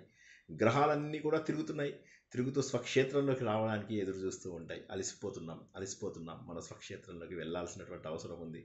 దాన్ని అనవసరంగా మనము సమయాన్ని వృధా చేసుకుని పాడు చేసుకోకూడదు. ఓకేనా, క్లియర్? నెక్స్ట్ ముందుకెళ్ళనా? సార్ అద్వైతము కైవల్యము రెండు ఇంచుమించు ఒకటే కదండి సార్? ఇంచుమించు కాదు, రెండు ఒకటే. అద్వైతము అంటే ఏంటి? రెండవది లేదు అని చెప్పడాన్ని అద్వైతము అంటారు. ద్వైతము అంటే రెండు ఉన్నాయి అంటే నేను వేరు భగవంతుడు వేరు అనే ఆలోచన ఉన్న ప్రతి ఒక్కడు ద్వైతంలో ఉన్నట్టే. ఇప్పుడు జనరల్గా ఏంటమ్మా, ద్వైతము కానిది అద్వైతం, కరెక్ట్. సో ఇప్పుడు మనం ఏమై నేర్చుకుంటున్నాము? వేదాలు మనకు జీవన విధానాన్ని, జీవిత లక్ష్యాన్ని ఇస్తాయి. అది వేదాన్ని మనము నిత్యము అధ్యయనం చేసుకోవడం ద్వారా మనని మనము విశ్లేషించుకోగలుగుతాం. ఏమని చెప్పాను? మనని మనము రెగ్యులర్గా అధ్యయనం చేసుకోవాలి. అధ్యయనము, ఆత్మ పరిచయము, నా లోపల ఉన్నటువంటి నన్ను నేను పరిచయం చేసుకోవాలి, నేను ఎవరిని అనేటటువంటిది తెలుసుకోవాలి. అది కూడా వేదమే. వేదం నాకు ఇంకొక మీనింగ్ ఏంటి? స్వాధ్యాయము. వేదానికి ఎన్ని పేర్లు చెప్పుకున్నాం మనము? శృతి అని చెప్పుకున్నాము, అపౌరుషేయం అని తెలుసుకున్నాము, అనుశ్రవం అని తెలుసుకున్నాము, త్రయి అని తెలుసుకున్నాము, స్వాధ్యాయం అని తెలుసుకున్నాము. ఓకే, ఇంకొక 3-4 పేర్లు ఉన్నాయి. వాటి పేరు ఆమ్నాయము, సమామ్నాయము, నిగమము, ఆగమము. ఇవన్నీ కూడా వేదంలోకి ఉన్న పేర్లే. వాటన్నిటిది ఇంకొకసారి ఎప్పుడైనా డీటెయిల్గా చూసుకుందాము. బట్ ఇవన్నీ ఏంటంటే వేదానికి చాలా పేర్లు ఉన్నాయి. దాని క్యారెక్టరిస్టిక్స్ని బట్టి దానికి ఒక పేరు ఇచ్చారు. ఇప్పుడు విష్ణుమూర్తి ఉన్నాడు, విష్ణుమూర్తికి ఎన్ని పేర్లు ఉన్నాయి? ఒకే విష్ణుమూర్తి, కానీ ఆయనకి ఎన్ని పేర్లు ఇచ్చారు? ఒకే శివుడు, ఆయనకి ఎన్ని పేర్లు ఉన్నాయి? లక్ష్మీదేవి ఒక్కతే, ఎన్ని పేర్లు ఉన్నాయి? ఇవన్నీ ఏం చెప్తాయి? వేదం గురించి చెప్తాయి. వేదం ఏం చెప్తుంది? భగవంతుడి గురించి చెప్తుంది. వేదంలోంచి భగవంతుడు వచ్చాడు, భగవంతుడిలోంచి వేదం వచ్చింది. వేదం భగవంతుడి గురించి చెప్తుంది, భగవంతుడు వేదాన్ని పుట్టించాడు. ఈ రెండు ఒకటే. కాబట్టి ఏంటంటే నిగమం అంటే భగవంతుడి శ్వాసలోంచి వచ్చింది. అది నిశ్వాస, భగవంతుడు వదిలినప్పుడు నిశ్వాసలోంచి వచ్చినటువంటిది కాబట్టి నిగమము అని చెప్పేసి అంటారు. అలాగే దీనికి ఆమ్నాయం అంటారు. ఆమ్నాయం అంటే ఏంటంటే రిపిటేషన్. ఎందుకంటే మనకు ఋగ్వేదంలో కానీ, యజుర్వేదంలో కానీ, సామవేదంలో కానీ, అథర్వణ వేదంలో కానీ చాలా రిపిటేషన్స్ ఉంటాయి. కాబట్టి దాన్ని ఆమ్నాయము అని కూడా అంటారు. రాసుకుంటున్నారా ఇవన్నీ? ఆమ్నాయము, స్వాధ్యాయము, నిగమము రాసుకున్నారా? భగవంతుని నిశ్వాసంలో నుండి వచ్చినందుకు నిగమము అంటున్నాము అని చెప్పినారు సార్. కరెక్ట్. ఆమ్నాయము అంటే అది రాయలేదు సార్ ఇంకా. రాసుకోండి మరి. చెప్పండి సార్. ఆమ్నాయం అంటే రిపిటేషన్స్ ద్వారా నేర్చుకునేది. మననం రిపిటేషన్స్ అంటే మననం అని రాసుకోండి. Okay sir. వల్లె వేయడం అంటారు అదే వల్లె వేయడం. వేదాలు ఎప్పుడు కూడా మీరు చూడండి వల్లె వేస్తూ ఉంటారు. ఓకేనా? మన తుర్కాలు కూడా మద్రసాలలో వల్లె వేస్తూ ఉంటారు. ఏం వల్లె వేస్తారు? వీడిని చంపుదాం, వీడిని చంపితే నీకు ఇక్కడికి వస్తావు, వాడిని చంపితే అక్కడికి వెళ్తావు. అవన్నీ మనం వేరే రకంగా నేర్చుకుంటాం. వాళ్ళు ఏంటంటే దాన్ని వైలెంట్గా నేర్చుకుంటున్నారు. సో అది ఇప్పుడు మనం ఇక్కడికి వచ్చిన తర్వాత నెక్స్ట్ ఏమైంది, మనము ఇలాగా ఋగ్వేదం అనేటటువంటిది అన్నిటికంటే కూడా పాతది. ఈ ఋగ్వేదంలో 21 శాఖలు ఉండేవి. కానీ కాలక్రమేణా ఏమైపోయిందంటే ఋగ్వేదం చాలా దారుణంగా ఇదైపోయింది. అయితే ఋగ్వేదంలో చాలా శ్లోకాలు ఉన్నాయి, అంటే చాలా మంత్రాలు ఉన్నాయి. కానీ అందులోపల కూడా మనం చాలా పోగొట్టుకున్నాం. సో వాళ్ళు ఏం చేశారంటే ఋగ్వేదాన్ని అష్టకాలుగాను మండకాలుగాను డివైడ్ చేశారు. మండలాలు, అష్టకములు, మండలములు అని చెప్పి వాటిని డివైడ్ చేయొచ్చు. అంటే ఇదైనా అదైనా చూపించేది ఒకటే. మొత్తం 10,550 ఎన్నో ఉంటాయి అందులోపల మంత్రాలు. రాసుకోండి. ఋగ్వేదంలో మొత్తము మంత్రములు 10,500. ఋగ్వేదంలోని టోటల్ మంత్రములు, ఋగ్వేదంలో టోటల్ మండలములు, ఋగ్వేదంలోని టోటల్ శ్లోకములు లేదా మంత్రములు 10,500. వీటిని మండల దాన్ని అష్టకము ఇంకా వేరే ఏం సార్ డివైడ్ చేసింది? ఈ సేమ్ ఈ 10,580 శ్లోకాలని అష్టకాలు మండలాలు అని చెప్పి డివైడ్ చేశారు. ఓకేనా? అష్టకాలు మండలాలు. ఋగ్వేదం గురించి తెలుసుకుంటున్నాం మనము. ఋగ్వేదం లోపల ఏంటి, ప్రాచీనమైనటువంటిది ఋగ్వేదము. 21 శాఖలు ఉండేవి. ఇప్పుడు ఎన్ని శాఖలు ఉన్నాయి, ఎవరు అనేది మనం తెలుసుకుందాం. ముందు ఫస్ట్ అసలు ఋగ్వేదంలో ఉన్నటువంటి 10,550 శ్లోకాలు ఏవైతే ఉన్నాయో ఆ 10,550 శ్లోకాలను ఎలా విడదీశారు వాళ్ళు అనేది మనం తెలుసుకుందాం. ఋగ్వేదం లోపల ముందు మండలాల సిస్టమ్కి వద్దాం. మండలాలలో 10 మండలాలు. 10 మండలాలు అంటే ఎన్ని ఇవి వస్తాయి చెప్పండి? ఒక్కొక్క మండలంలో ఎన్ని వస్తాయి అప్రాక్సిమేట్గా? 1055. సో సుమారుగా 1017 ఉన్నాయి. అవి అంటే కొన్నిట్లో ఎక్కువ, కొన్నిట్లో తక్కువ ఉంటాయి. ఒక దాంట్లో ఎక్కువ, ఒక దాంట్లో తక్కువ. యావరేజ్గా 1017 సూక్తాలు ఉంటాయి. ఓకేనా? రాసుకుంటున్నారా? మండలములు 10. మొత్తం ఎన్ని మండలములు? 10 మండలం అంటే ఒక్కొక్క మండలంలో ఎన్ని ఉంటాయి? 1017 సూక్తములు ఉంటాయి. ఓకే, మళ్ళీ ఒక్కొక్క 1015 సూక్తాలు ఉన్నాయి, 10 మండలాలు ఉన్నాయి అని చెప్పి మనం తెలుసుకున్నాం. సో ఈ విధంగా మండల వ్యవస్థ. ఇదే కాకుండా అష్టకాలు అని చెప్పేసి ఇంకొక సిస్టమ్ కూడా ఉంది. సేమ్ ఈ 10,500నే మళ్ళీ వాళ్ళు ఏం చేశారు, ఒక్కొక్కటి 8 అష్టకం అంటే 8. ఒక్కొక్క అష్టకంలో 8 చాప్టర్స్ ఉంటాయి. మొత్తం ఎన్ని చాప్టర్స్ ఉంటాయి? 8 చాప్టర్స్. 8 చాప్టర్స్ అంటే 8 ఎందులో 64. ఈ 64లో 2000 వర్గాలు ఉంటాయి. ఎన్ని ఉంటాయి? 2000 వర్గాలు. సో ఏమున్నాయి? మీరు 8 అష్టకాలు, ఒక్కొక్క అష్టకంలో 8 చాప్టర్స్, మళ్ళీ అందులోపల టోటల్ 2000 వర్గాలు ఉంటాయి. పోయిందా? అర్థమైందా? ఎగిరిపోయిందా? అష్టకము, అధ్యాయము, వర్గము. అదొక సీక్వెన్స్ మనం నేర్చుకుంటున్నది. అష్టకము, అధ్యాయము, వర్గము. అష్టకము, అధ్యాయము, వర్గము. అష్టకము, అధ్యాయము, వర్గము. ఒక అష్టకములో 8 అధ్యాయములు కలవు, అనగా మొత్తము 64 అధ్యాయములు కలవు. ఈ 64 అధ్యాయములను 2000 వర్గములుగా విభజించింది. ఈ 2000 వర్గాలు ఇప్పుడు 10,000 మంత్రాలకి ఈక్వల్ కావాలి. అంటే ఒక్కొక్క దాంట్లో సుమారుగా 5 ఉంటాయి. అంటే జనరల్గా 1 నుంచి 10 వరకు ఉంటాయి. కొన్నిట్లో ఒకటే ఉంటుంది, కొన్నిట్లో 10 ఉంటాయి, కొన్నిట్లో 8 ఉంటాయి, అట్లా అన్నమాట. సో మ్యాక్సిమం 9 వరకు ఉంటాయి. 10 ఉండవు, 9 వరకు ఉంటాయి. ఓకే, సో సేమ్ శ్లోకాలు అంటే సేమ్ మంత్రాలు, కానీ డివిజన్ చేసే పద్ధతి వేరు. కొంతమంది అష్టకం పద్ధతి ఫాలో అవుతారు, కొందరు మండలం పద్ధతి ఫాలో అవుతారు. అర్థం కాని వాళ్ళు అడగండి. మండలము అంటే 10 మండలాలు ఉన్నాయి. ఒక్కొక్క మండలంలో 1015 సూక్తాలు ఉన్నాయి. కరెక్ట్. అష్టకము అంటే 8 అధ్యాయాలు ఉన్నాయి. అంటే దట్ ఈస్ ఈక్వల్ టు 64 అధ్యాయములు అన్నారు. అది అర్థం కాలేదు సార్. 8 ఎంత? ఒక్కొక్కటి 8 చాప్టర్స్. 8 చాప్టర్స్. అష్టకాలు, ఒక్కొక్క అష్టకం 8 చాప్టర్ ఉంటాయి. 64. Yes, sir. ఓకే 8 అష్టకాలు ఎనిమిది అవి అష్టకాలు అధ్యాయంగా సో 64 అధ్యాయాలు ఉన్నాయి. ఆ, 2000 వర్గాలు గా ఉన్నాయి ఈ 64ంటిని మళ్ళీ 2000 గ్రూప్స్గా తయారు చేశారు. వర్గాలు అంటే గ్రూప్స్, అంటే ఒక్కొక్క వర్గంలో అప్రాక్సిమేట్గా 5 ఉంటాయి, మ్యాక్సిమం 5 ఉంటాయి, అంటే 5 ఉంటాయి మ్యాక్సిమం కాదు, యావరేజ్ 5 ఉంటాయి. కానీ అది ఎట్లా ఉంటుందంటే 1 నుంచి 9 వరకు ఎన్నైనా ఉండొచ్చు ఒక్కొక్క వర్గం లోపల. ఓకేనా? మొత్తం మీద 10,500 శ్లోకాలు రావడానికి కొంతమంది అష్టకముల మార్గంని, కొంతమంది మండలముల మార్గంని తెలుసుకుంటారు. ఇది మీకు ఈజీ ఎట్లా అవుతుందంటే మనం కొన్ని రోజుల లోపల మండలాలు ఇవన్నీ వాటితోటే నేర్చుకుంటాం.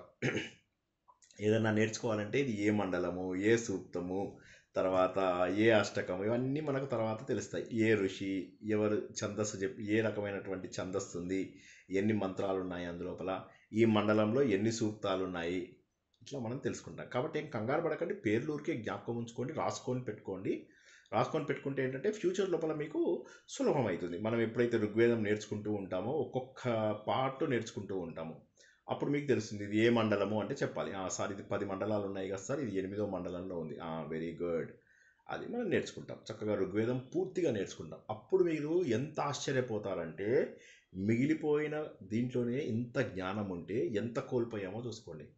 11 ఇందాక ఎంత వచ్చింది, 1131 1031 1131 పార్ట్స్ 1131 పార్ట్స్లోంచి ఇప్పుడు మిగిలిపోయినవి కేవలము 7 మాత్రమే. కాబట్టి ఆ 7లోనే ఇంత జ్ఞానం ఉంటే మనము ఎంత సంపదను పోగొట్టుకున్నామో చూసుకోండి. పురాణాలలో వాటిలో ఏమైపోయిందంటే కొద్దిగా దాన్ని ఏమంటారు, కల్మషం కాదు, దాన్ని ఏమంటారు, కల్తీ అయింది. కొన్ని పురాణాలు కల్తీ అయ్యాయి. దానివల్ల ఏమైందంటే ఇప్పుడు మనకు దొరుకుతున్నవి కరెక్ట్ వర్షన్సా కాదా చెప్పడానికి కొంత కష్టం అవుతుంది అన్నమాట. అందుకని చెప్పేసి ఏంటంటే వేదాలు ఒరిజినల్స్ పోగొట్టుకున్నాం మనం. అలాగే ఇప్పుడు ఈయన వేదవ్యాసుడు రాసినటువంటి పురాణాలలో కూడా అన్నీ మనకు అందుబాటులో లేవన్నమాట. అది సంగతి.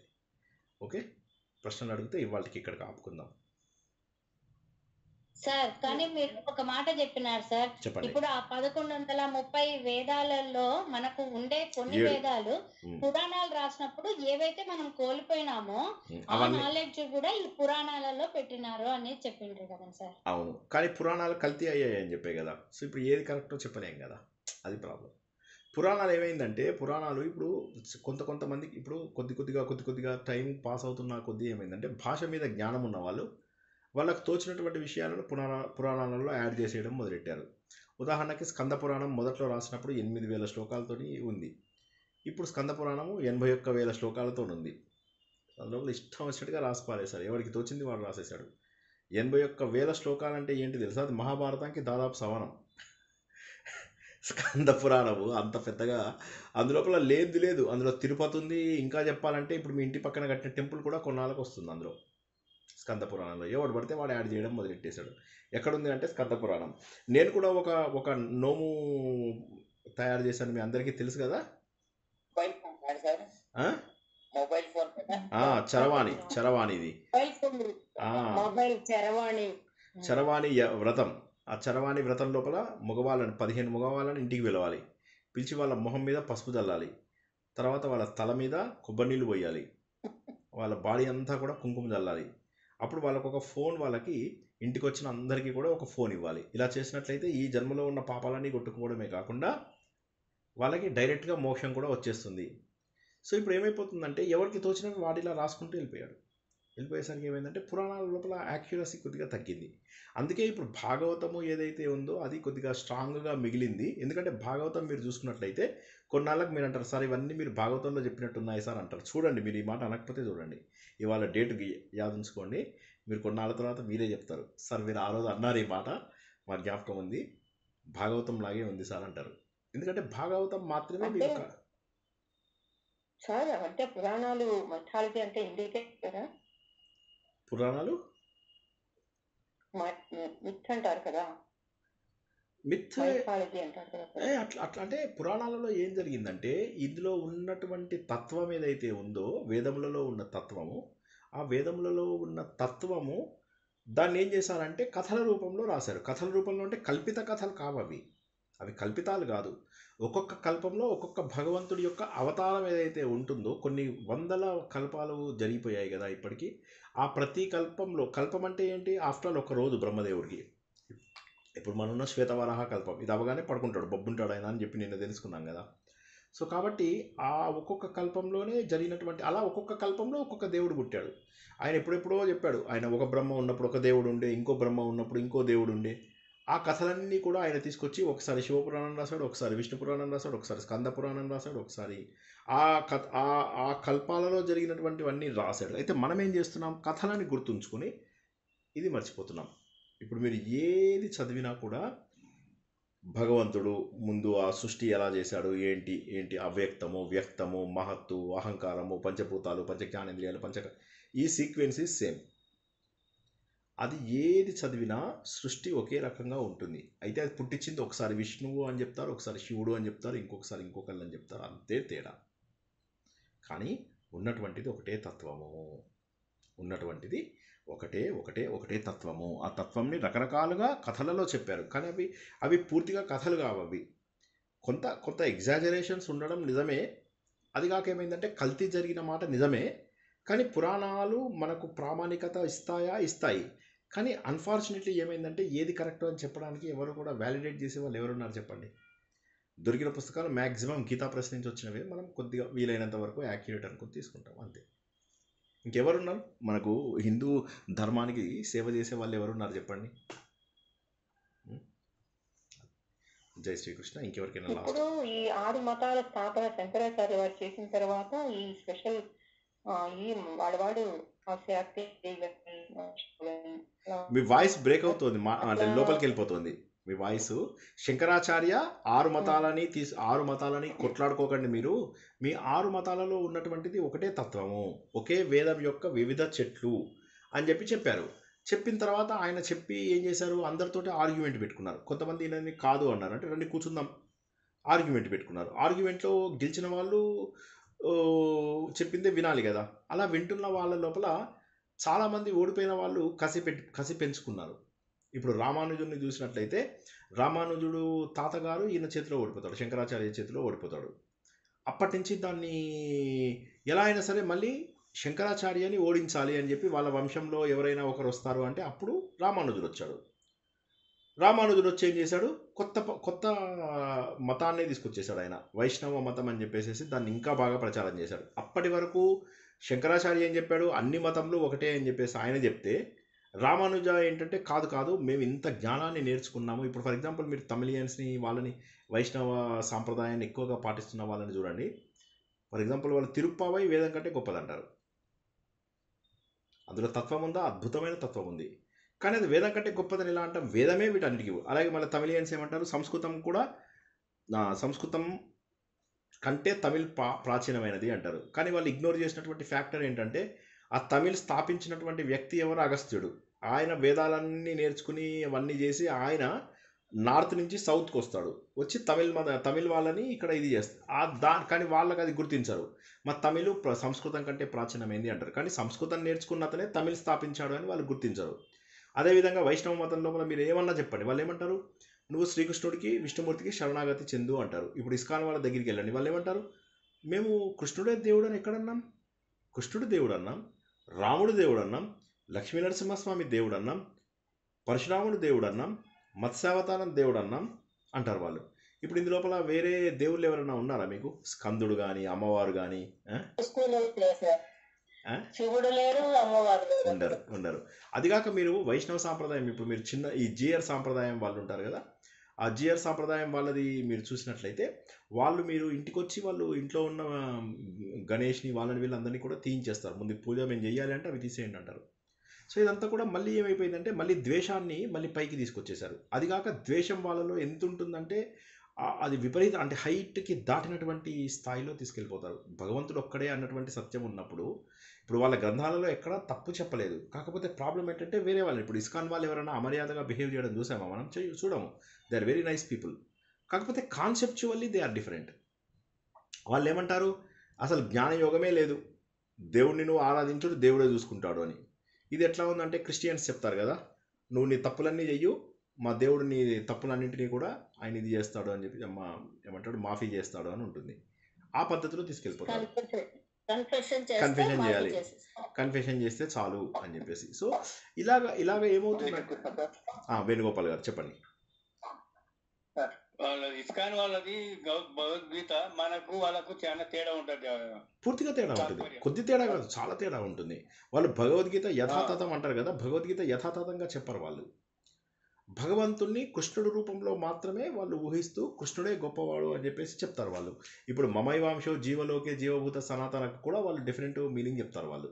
వాళ్ళు ఏమంటారు, నాలో నువ్వు ఒక భాగం అంతేగాని నువ్వు నేను కాదు అని చెప్పేస్తారు డైరెక్ట్గా. అహం బ్రహ్మాస్మిని వాళ్ళు వ్యతిరేకిస్తారు, తత్వమసిని వ్యతిరేకిస్తారు. వేదాలలో ఉన్న మహావాక్యాలు ఏవైతే 5 ఉన్నాయో, అహం బ్రహ్మాస్మి, తత్వమసి, ప్రజ్ఞానం బ్రహ్మ, అయమాత్మ బ్రహ్మ, సర్వం కల్విదం బ్రహ్మ, వీటన్నిటిని కూడా వాళ్ళు వ్యతిరేకిస్తారు. సరే, ఇప్పుడు మనకు అంటే వాళ్ళ విషయాలు ఎందుకు కానీ మనకు, బట్ ఏమైపోయిందంటే సాంప్రదాయాలు అనే ఈ పురాణాలు వచ్చిన తర్వాత ఏమైపోయిందంటే ఈ కన్ఫ్యూజన్స్ ఎక్కువైపోతే ఇప్పుడు ఒకడు వచ్చేయమంటాడు తెలుసా, మీకు తెలుసా విష్ణుమూర్తి గొప్ప కాదు, శివుడు గొప్ప కాదు, అమ్మవారు గొప్ప, దేవి భాగవతం చదువు అని కూడా వస్తాడు. ఇప్పుడు ఏమని చెప్తాం, వాడు అంటాడు అన్నిటికంటే గొప్పది మణిద్వీపం, నేను మణిద్వీపంకి వెళ్ళిపోతాను అంటాడు. సో మణిద్వీపం అన్నిటికంటే గొప్పది, వైకుంఠం కంటే కూడా పైన ఉంటుంది. కరెక్టే, ఇది ఆ కల్పంలో జరిగిన కథ ప్రకారం కరెక్టే అది. కానీ ఇంకో కల్పం లోపల విష్ణుమూర్తి ఫస్ట్ వచ్చాడు కదా. ఇప్పుడు మీరు చూసుకున్నట్లయితే భాగవతంలో విష్ణుమూర్తి ఫస్ట్ పుట్టాడు. పుట్టడం అంటే అవతారం తీసుకున్నాడు, రూపం తీసుకున్నాడు. శివపురాణంలో శివుడు మొట్టమొదటి పుట్టాడు. ఇవన్నీ తప్పు కాదు, ఒక్కొక్క కల్పంలో ఒక్కొక్కటి. నేను ఇంతకుముందు చెప్పినట్టుగా చిరంజీవి సినిమా లోపల చిరంజీవి అంటాడు నన్ను కొట్టేవాడు లేడు అని చెప్తాడు. నాగార్జున సినిమాలో నాగార్జున నన్ను కొట్టేవాడు లేడు. రెండు కరెక్టే, వాళ్ళ సినిమాలో వాళ్ళు కరెక్టు. మనం రెండు డిఫరెంట్ టైమ్స్ లోపల చూస్తున్నాం. అంతేగాని ఈ సినిమాలో చిరంజీవి అన్నాడు కాబట్టి చిరంజీవే కరెక్టు, ఈ సినిమాలో నాగార్జున అన్నాడు కాబట్టి నాగార్జునే కరెక్టు అనేటట్టుగా తయారైపోయింది. బట్ దేవుడు ఒక్కడే, ఆ దేవుడు మరి ఇంకెక్కడా లేడు, మనలోనే ఉన్నాడు. మనలోనే ఉన్నటువంటి దేవుణ్ణి బయటికి తీసుకురావడమే వేదసారం.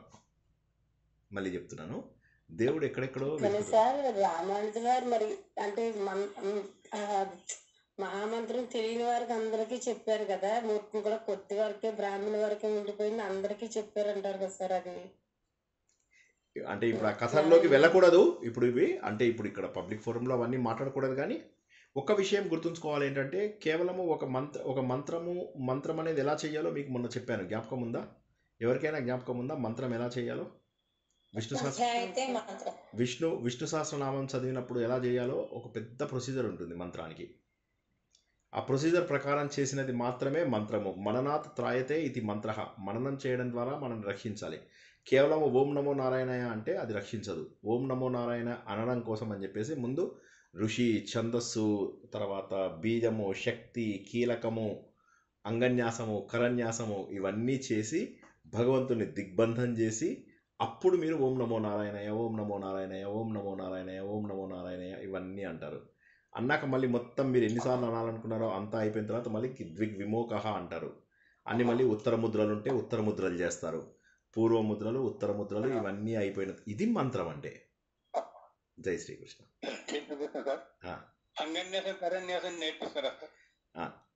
ఇప్పుడు నాకున్న టైంకి నేను చూద్దాం, తప్పకుండా ఒకరోజు తప్పకుండా చేద్దాం. షూర్. ఇవేమీ చెయ్యకుండా మంత్రం చెప్తే ఫలించదా సార్? ప్రతి మంత్రానికి ఒక ప్రొసీజర్ లేదు ఉండదు. మొన్ననే కదా మనం నేర్చుకున్నది, మొన్ననే చెప్పుకున్నాం మనం. ఎంత క్లియర్గా చెప్పాను మొన్న నేను. మంత్రము అనేటటువంటిది ఏదైతే ఉంటుందో ఒక గురు శిష్యులు దానికి, అది కూడా గురువు కూడా ఎవడు పడితే వాడు ఇవ్వడానికి ఉండదు. గురువుకు అర్హత ఉండాలి మంత్రం ఇవ్వడానికి, శిష్యుడు తీసుకోవడానికి వాడికి అర్హత ఉండాలి. ఈ రోజుల్లో ఎవరికి తెలియకుండా వాడు నాకు డబ్బులు ఇస్తాడంటే వీడు మంత్రం ఇచ్చేస్తున్నాడు. ఎందుకు మీరు ఈ రోజుల్లో షోడశి పంచదశి ఇస్తున్న వాళ్ళని కూడా నేను చూపెడతాను. ఏమంటారు? సెల్ ఫోన్లనే మంత్రోపదేశం చేస్తున్నారు సార్ ఈ కాలం. మరి మంత్రోపదేశం చేస్తున్నారు. సో కాబట్టి ఏమంటానంటే ఇంకా అవన్నీ ఆ డిస్కషన్స్ వద్దు మనకు. ఎందుకంటే ఇప్పుడు అంగన్యాసం కరన్యాసం లేడీస్ చేయొద్దు అంటారు, నిజమేనా సార్? మరి చెయ్యాలి, తప్పక చెయ్యాలి. ఎవరన్నారు మీకు చెయ్యొద్దని? ఎవరొద్దన్నారు? ఇప్పుడు నేను చేయమని చెప్పాను, మీకు వద్దని మీరు చెప్పలేదు సార్, మీరు చెప్పలేదండి, వేరే వాళ్ళు అనంగా విన్నాను, అందుకోసం డౌట్ కోసం అయ్యో క్లియర్ చేసుకుంటున్నాను. లేదు, వేరే వాళ్ళు చెప్పారు అంటే వాళ్ళకి శాస్త్రం పైన అవగాహన లేదు అని అర్థం. అంగన్యాస కరన్యాసములతో మీరు ఫర్ ఎగ్జాంపుల్ విష్ణు సహస్రనామం చేస్తారు అంటే ఇప్పుడు అందరూ అంటే పారాయణ చేసేటప్పుడు పారాయణంలో అంగన్యాస అవసరం లేదు సార్. అది అవసరం లేదు. మంత్రం చేయాలి అన్నప్పుడు మాత్రం సార్ చెప్పినట్టు చేయాలి. కరెక్ట్, బాగా చెప్పారు, చక్కగా చెప్పారు, కరెక్ట్. పారాయణానికి అవసరం లేదు, పారాయణానికి అంగన్యాస కరన్యాసాలు అవసరం లేదు. కరెక్ట్ మీరు అన్నది. అదే అంటున్నాను, ఒకదాంతో మరొక దాన్ని కన్ఫ్యూజ్ అవ్వకండి, ఒకదాంతో మరొక దాన్ని ఎప్పటికీ కన్ఫ్యూజ్ అవ్వకండి. మంత్రమునకు ఋషి, శక్తి, కీలకము, ఛందస్సు, అంగన్యాసము, కరన్యాసము ఇవి కంపల్సరీగా ఉండాలి. 7 నేను 7లో 6 చెప్పినట్టున్నాను. సరే, అవి కంపల్సరీగా అది విశ్వామిత్ర ఋషి, అనుష్ఠుప్, మొత్తం మీరు చూసుకోండి వాట్ ఎవర్. సో ఆ 7 కనీసం ఉండాలి. అవి తర్వాత ఇంకా చాలా ఉంటాయి. సో ఈ 7 మినిమంగా విష్ణు స్తోత్రం మీరు స్తోత్రం అంటే ఏంటంటే, స్తోత్రం అంటే దేవుని స్తుతించడము. పారాయణం చేసేటప్పుడు అవసరం లేదు, మంత్రం చేసేటప్పుడు మాత్రము అవసరము. మంత్రానికి మేడం లలితలో చెప్పినప్పుడు చెప్పారు సార్, ఇది అంగన్యాస కన్యాస ఎలా చెప్పాలి ఏంటని రాగిణి మేడం చెప్పారు. అవును అవును. కోరికతో చేసి నిష్ఠగా చేయాలనుకున్నప్పుడు అంగన్యాస కరన్యాసాలు చేస్తూ పారాయణ చేయాలి. పారాయణకి అవసరం లేదు అని చెప్పారు. మామూలు పారాయణకు అవసరం లేదు. మనం ఏదైనా శాస్త్రబద్ధంగా మంత్రంలాగా చేస్తున్నాము, దీక్షగా చేస్తున్నాము అన్నదానికి అంగన్యాస కరన్యాసాలు కావాలి. ఛందస్సు, ఋషి, బీజము, శక్తి, కీలకము అవన్నీ కావాలి. జై శ్రీకృష్ణ. నెక్స్ట్ అన్ని కావాలి. నెక్స్ట్ రోజు పారాయణ అవసరం లేదు. పారాయణానికి ఇవే నేను అదే కదా, ఇవే నేను విష్ణు సహస్రనామం లోపల చాలా క్లియర్గా చెప్పాను. ఏమన్నాను? మంత్రము, స్తోత్రము, నామము, తర్వాత సూక్తము, ఈ 4 రకాలు ఉంటాయి అని చెప్పాను. సూక్తము, నామము, మంత్రము, స్తోత్రము, ఈ 4 రకాలలో మనం భగవంతుడిని పూజ చేస్తాము అని తెలుసుకున్నాం విష్ణు సహస్రనామంలో. ఈ శుక్రవారం నాడు నాకు ట్రావెల్లో ఎప్పుడు టైం ఉన్నా నేను ప్రతిరోజు 9 o'clockకి జాయిన్ అయ్యి చూడండి. ఓపికన్న ప్రతిరోజు చెప్తాను, సరేనా? వదిలేస్తేనేమో మీరు ఇక మళ్ళా సెల్ ఫోన్లలో పడతారు, వదిలేయకపోతేనేమో నాకు మరి అంత శక్తి ఉందో లేదో తెలియదు. సో జాగ్రత్తగా వీలుండి, ఒకవేళ నేను ఏదన్నా ఒకరోజు 9ంటికి రాకపోతే ఆ రోజు మీరు ఏదో ఒకటి నేర్చుకోండి, అంతకుముందు చెప్పిన క్లాసులు వినండి, వస్తే నేను చెప్పింది వినండి. కానీ శ్రద్ధ మాత్రం వదలద్దు, ఆసక్తులు మాత్రం వదలద్దు, మార్గాన్ని మాత్రం వదలద్దు. ప్రతిరోజు 9 గంటలకు ఇది నా ఆధ్యాత్మిక సమయం అని అనుకోండి, అంతే. జై శ్రీకృష్ణ. లాస్ట్ క్వశ్చన్ ఎవరైనా అడగండి. వీడియోస్ అన్ని చూస్తాం సార్, క్లాస్ లేకపోతే వీడియోస్ అన్ని చూస్తాం సార్. వెరీ గుడ్, అలా చేయండి అందరూ. 9ంటికి మాత్రం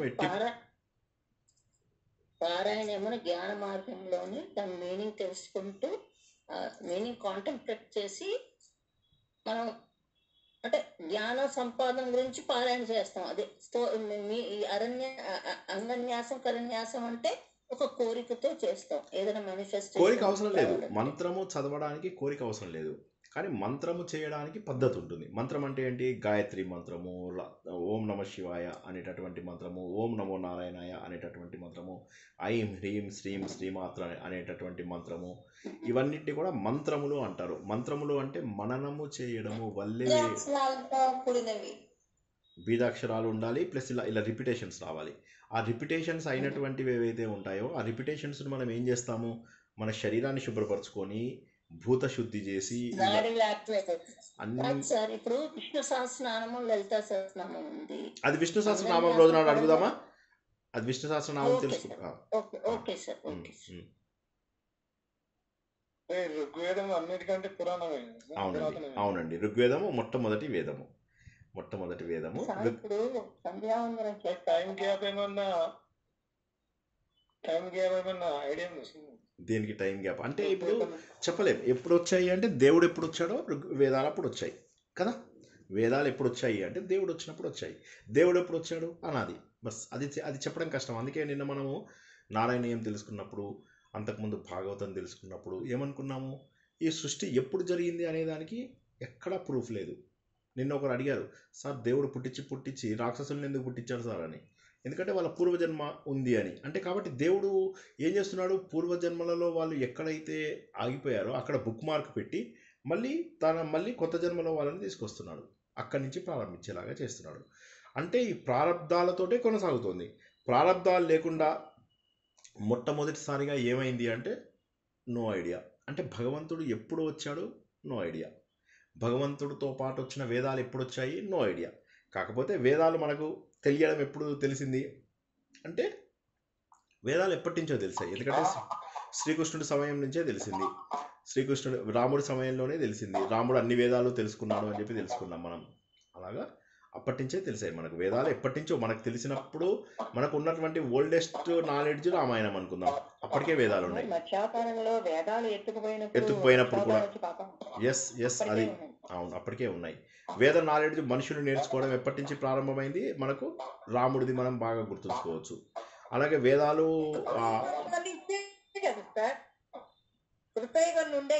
అవును ఉన్నాయి. అంటే మనకు తెలిసిన మనుషుల కథ గురించి చెప్తున్నాం. మనుష్యులు బాగా చదువుకున్నారు అని చెప్పి మనకు తెలిసినటువంటి కథ రామాయణమే కథ అంటున్నాను. మిగతావన్నీ పురాణాలలో భాగాలు. కానీ మొట్టమొదటి ఒక గ్రంథం ఏదొచ్చింది మనకు? రామాయణము. గ్రంథం రూపంలో వచ్చినటువంటిది రామాయణము. రామాయణము ముందా పురాణం ముందా చెప్పండి ఎవరైనా? రామాయణమే ముందు. కాబట్టి రామాయణంలో ఫస్ట్ వచ్చింది. ఇలా జరిగింది అని చెప్పేసి రామాయణంలో ఫస్ట్ వచ్చింది. తర్వాత పురాణాలలో ఇప్పుడు మీరు నేర్చుకున్న మత్స్యావతారం, కూర్మావతారం ఇవి మనం ఏమనుకున్నాము? ఎప్పుడు ఆయన అడిగిన ప్రశ్న ఏంటంటే ఏంటి ఆ టైము ల్యాబ్స్, అది ఎప్పుడెప్పుడు వచ్చాయి ఏంటి చెప్పండి అంటే మనకున్న సోర్సెస్ ఇవి. మనకున్న సోర్సెస్లో Ramayanam is the first source. తర్వాత మనకు వచ్చిన పురాణాలు ఇవన్నీ కూడా మొన్న 5000 సంవత్సరాల కింద వచ్చాయి. రామాయణము 1000 కోట్ల సంవత్సరాల కింద జరిగింది సుమారుగా. సో కాబట్టి పురాణం కిందకి వస్తుంది కాదు, రామాయణం కావ్యం కిందకి వస్తుంది, ఇతిహాసం కిందకి వస్తుంది. సార్ ఇప్పుడు సంధ్యావనం చేస్తుంటే అందులో సంకల్పం చెప్పుకుంటారు కదా, సంకల్పం చెప్పుకునేటప్పుడు అందులో కోరిక ఉంటుందా? ఉండదు. అది పూజలాంటి ఉండదు. వాళ్ళు ఏమంటారు, నాకు ఈ చేయడానికి అని చెప్పేసి నిత్య కర్మ అనుష్ఠానం చేయడానికి కావాలి అని చెప్పేసి అంటామన్నమాట. శ్రౌత స్మార్త నిత్య కర్మానుష్ఠాన ఫలసిద్ధ్యర్థం అంటారు. అంటే ఇవి నేను చేయడం కోసం అని చెప్పేసి నాకు కావాలి అని చెప్పేసి అంటారు అన్నమాట. మాకు నిత్యం చేసేటటువంటి పనుల కోసము వాటిని చేయగా వచ్చే ఫలితాలు నాకు అందడం కోసమని. గాయత్రి మంత్రాలు జనరల్లీ ఏంటంటే గాయత్రి మంత్రంతో ఫలితం ఉండదు, కానీ వేరే మంత్రము చదివినప్పుడు గాయత్రి ఇప్పుడు బ్రాహ్మిన్స్, వైశ్యాసు, తర్వాత క్షత్రియాస్ అంటే వర్మ అది ఇది అని అంటారు కదా, రాజులని. ఈ ముగ్గురికి దేవుడు ఏం చేశాడంటే కొన్ని సిస్టమ్స్ ఇచ్చాడు. ఫర్ ఎగ్జాంపుల్ ఇప్పుడు నేనున్నాను ఇక్కడ కూర్చొని రామ్ రామ్ రామ్ రామ్ అంటే 1,00,000 సార్లు చేశాను, నాకు పుణ్యం రాదు. పొద్దున నేను గాయత్రి మంత్రం చేసిన తర్వాత చేసిన తర్వాత రామ్ రామ్ అని 1,00,000 సార్లు అన్నాను, 1,00,000 రూపాయలు ఇచ్చాడు దేవుడు. అంటే గాయత్రి మంత్రం అనేది 1, మిగతావన్నీ జీరోస్. ఆ జీరోస్ ముందు 1 వచ్చి చేరుతుంది గాయత్రి మంత్రం ఉంటే. ఎవరికి? బ్రాహ్మణ, క్షత్రియ, వైశ్యులకు. శూద్రులకు ఏమవుతుంది? యజ్ఞోపవీతం ఉన్న వాళ్ళ. శూద్రులకు ఏంటి? వాళ్ళకి ఇది అవసరం లేదు. ఆయన రామ అన్నాడంటే పుణ్యం వచ్చేస్తుంది. కానీ ఈ యజ్ఞోపవీతం ఎవరైతే వేసుకుంటారో వాళ్ళు గాయత్రి మంత్రం అనేది ఆ నంబర్ 1 కోసం అన్నమాట, ఆ అంకె కోసం వేసుకుంటారు. కానీ శూద్రులలో ఏమవుతుంది? అది ఉండదు అన్నమాట. వాళ్ళకి ఏమవుతుందంటే వాళ్ళకి దంజం ఉండదు కాబట్టి వాడు రామ అంటే పుణ్యం వస్తుంది, కృష్ణ అంటే పుణ్యం వస్తుంది.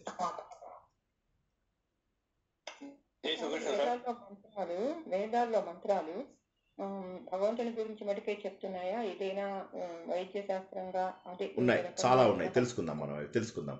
చాలా ఉన్నాయి. దేవుడు అనేటటువంటిది అసలు మనకు వేదాలలో చాలా డీటెయిల్గా చెప్పినట్టుగా ఎక్కడా ఉండదు మనకు. ఇప్పుడు సూర్యుడు వచ్చే ముందు ఉష అని వస్తుంది, ఆ ఉష గురించి. ఇంద్రుడు అందరికంటే శక్తిమంతుడు అని ఇంద్రుడు గురించి వస్తుంది. ఇట్లాగా మళ్ళీ విశ్వామిత్రుడు కొన్ని ఋషుల మధ్య వచ్చినటువంటి సంభాషణలు, సరమా ఫనీ అని అందులో అవి రకంగా ఇవి సంభాషణ రూపంలో రకరకాల రూపంలో ఉంటాయి. అవి మనం తెలుసుకుంటాం ఫ్యూచర్లో. చెప్పండి సార్. గాయత్రి జపం సూర్యోదయం అయినప్పుడు సూర్యునికి ఎదురుగా ఉండి కూర్చొని చేయాలా? అవును. తూర్పు వైపు మనం గాయత్రి మంత్రము ఉత్తగా చేయకూడదు. ముందు వాటికి కావలసినటువంటి అంగన్యాస, కరన్యాసాలు, తర్వాత మనం చేయవలసినటువంటి ఇవన్నీ ఆచమనం నుంచి మొదలెట్టి మనం మిగతావన్నీ చేసే పద్ధతులన్నీ కూడా చేసిన తర్వాత తూర్పు వైపు చూసుకుంటూ మనము అర్ఘ్యమిస్తాము. తర్వాత తూర్పు వైపు చూసుకుంటూ గాయత్రి మంత్రం చదువుతాము. తూర్పు కానీ ఉత్తరం వైపు కానీ చూసుకుంటూ కూర్చొని గాయత్రి మంత్రం చదవచ్చు. కానీ అది చేసే ముందు మంత్రము తండ్రి గారు ఇస్తారా సార్? గాయత్రి మంత్రం అనేది వేరే గురువులు తండ్రి ఇస్తారు. జనరల్గా తండ్రి ఇస్తారు, గురువులు కూడా ఇవ్వచ్చు. అయితే అది ఉత్త మంత్రంగా చేయకూడదు, మంత్రానికి ప్రొసీజర్ ఉంటుందని చెప్పాను. ఆ ప్రొసీజర్ చేయకుండా నేను ఎన్నిసార్లు గాయత్రి చేసినా అవసరం లేదు. నేను ఇందాక చెప్పినట్టే గాయత్రి మంత్రానికి ఏం చెప్తాము, సవిత దేవత ఇట్లా మనం మొత్తం చెప్పాము, విశ్వామిత్ర ఋషి ఇవన్నీ చెప్పుకుంటూ ఉండాలి. గాయత్రి ఛందః ఇవన్నీ చెప్పందే మళ్ళీ అది అవ్వదన్నమాట. తర్వాత మళ్ళీ అంగన్యాస కరన్యాసాలు అయిపోయిన తర్వాత ముద్రలు ఉంటాయి. ఆ ముద్రలు చూపించి ఆ ముద్రలు అయిపోయిన తర్వాత మనము దేవుణ్ణి కూర్చోబెట్టి తర్వాత మళ్ళీ మొత్తం అయిపోయిన తర్వాత విమోకహ అని చెప్పి దేవుణ్ణి అక్కడి నుంచి తీసేసి మళ్ళీ ఆ తర్వాత ఉత్తర ముద్రలు అని ఉంటాయి. ఉత్తర ముద్రలు చేసి ఇలా చేసి వెనక్కి వెళ్ళాలి. ఇది ప్రొసీజర్లో మాత్రమే చేయాలి. ఎవరు పడితే వాళ్ళు మంత్రాన్ని ఎట్లా పడితే అట్లా చదివితే రివర్స్ అయ్యే అవకాశం ఉంది. కాబట్టి మీకు పద్ధతి తెలియకుండా ఎవరైనా మంత్రం ఇస్తే తీసుకోకండి, పద్ధతితో పాటు మంత్రం ఇస్తే తీసుకోండి, పద్ధతి ప్రకారం చేయండి. లేకపోతే ఏం చేయకండి, హ్యాపీగా రామనామం చేసుకోండి, ఇంట్లో తప్పులేదు. లేదా ఇలా ప్రవచనాలు విని అందులో ఉన్నటువంటి విషయాలను పాటించండి, సరిపోతుంది. జై శ్రీకృష్ణ. నెక్స్ట్ ప్రశ్న లాస్ట్గా, నేను పొద్దున్నే వెళ్ళాలి.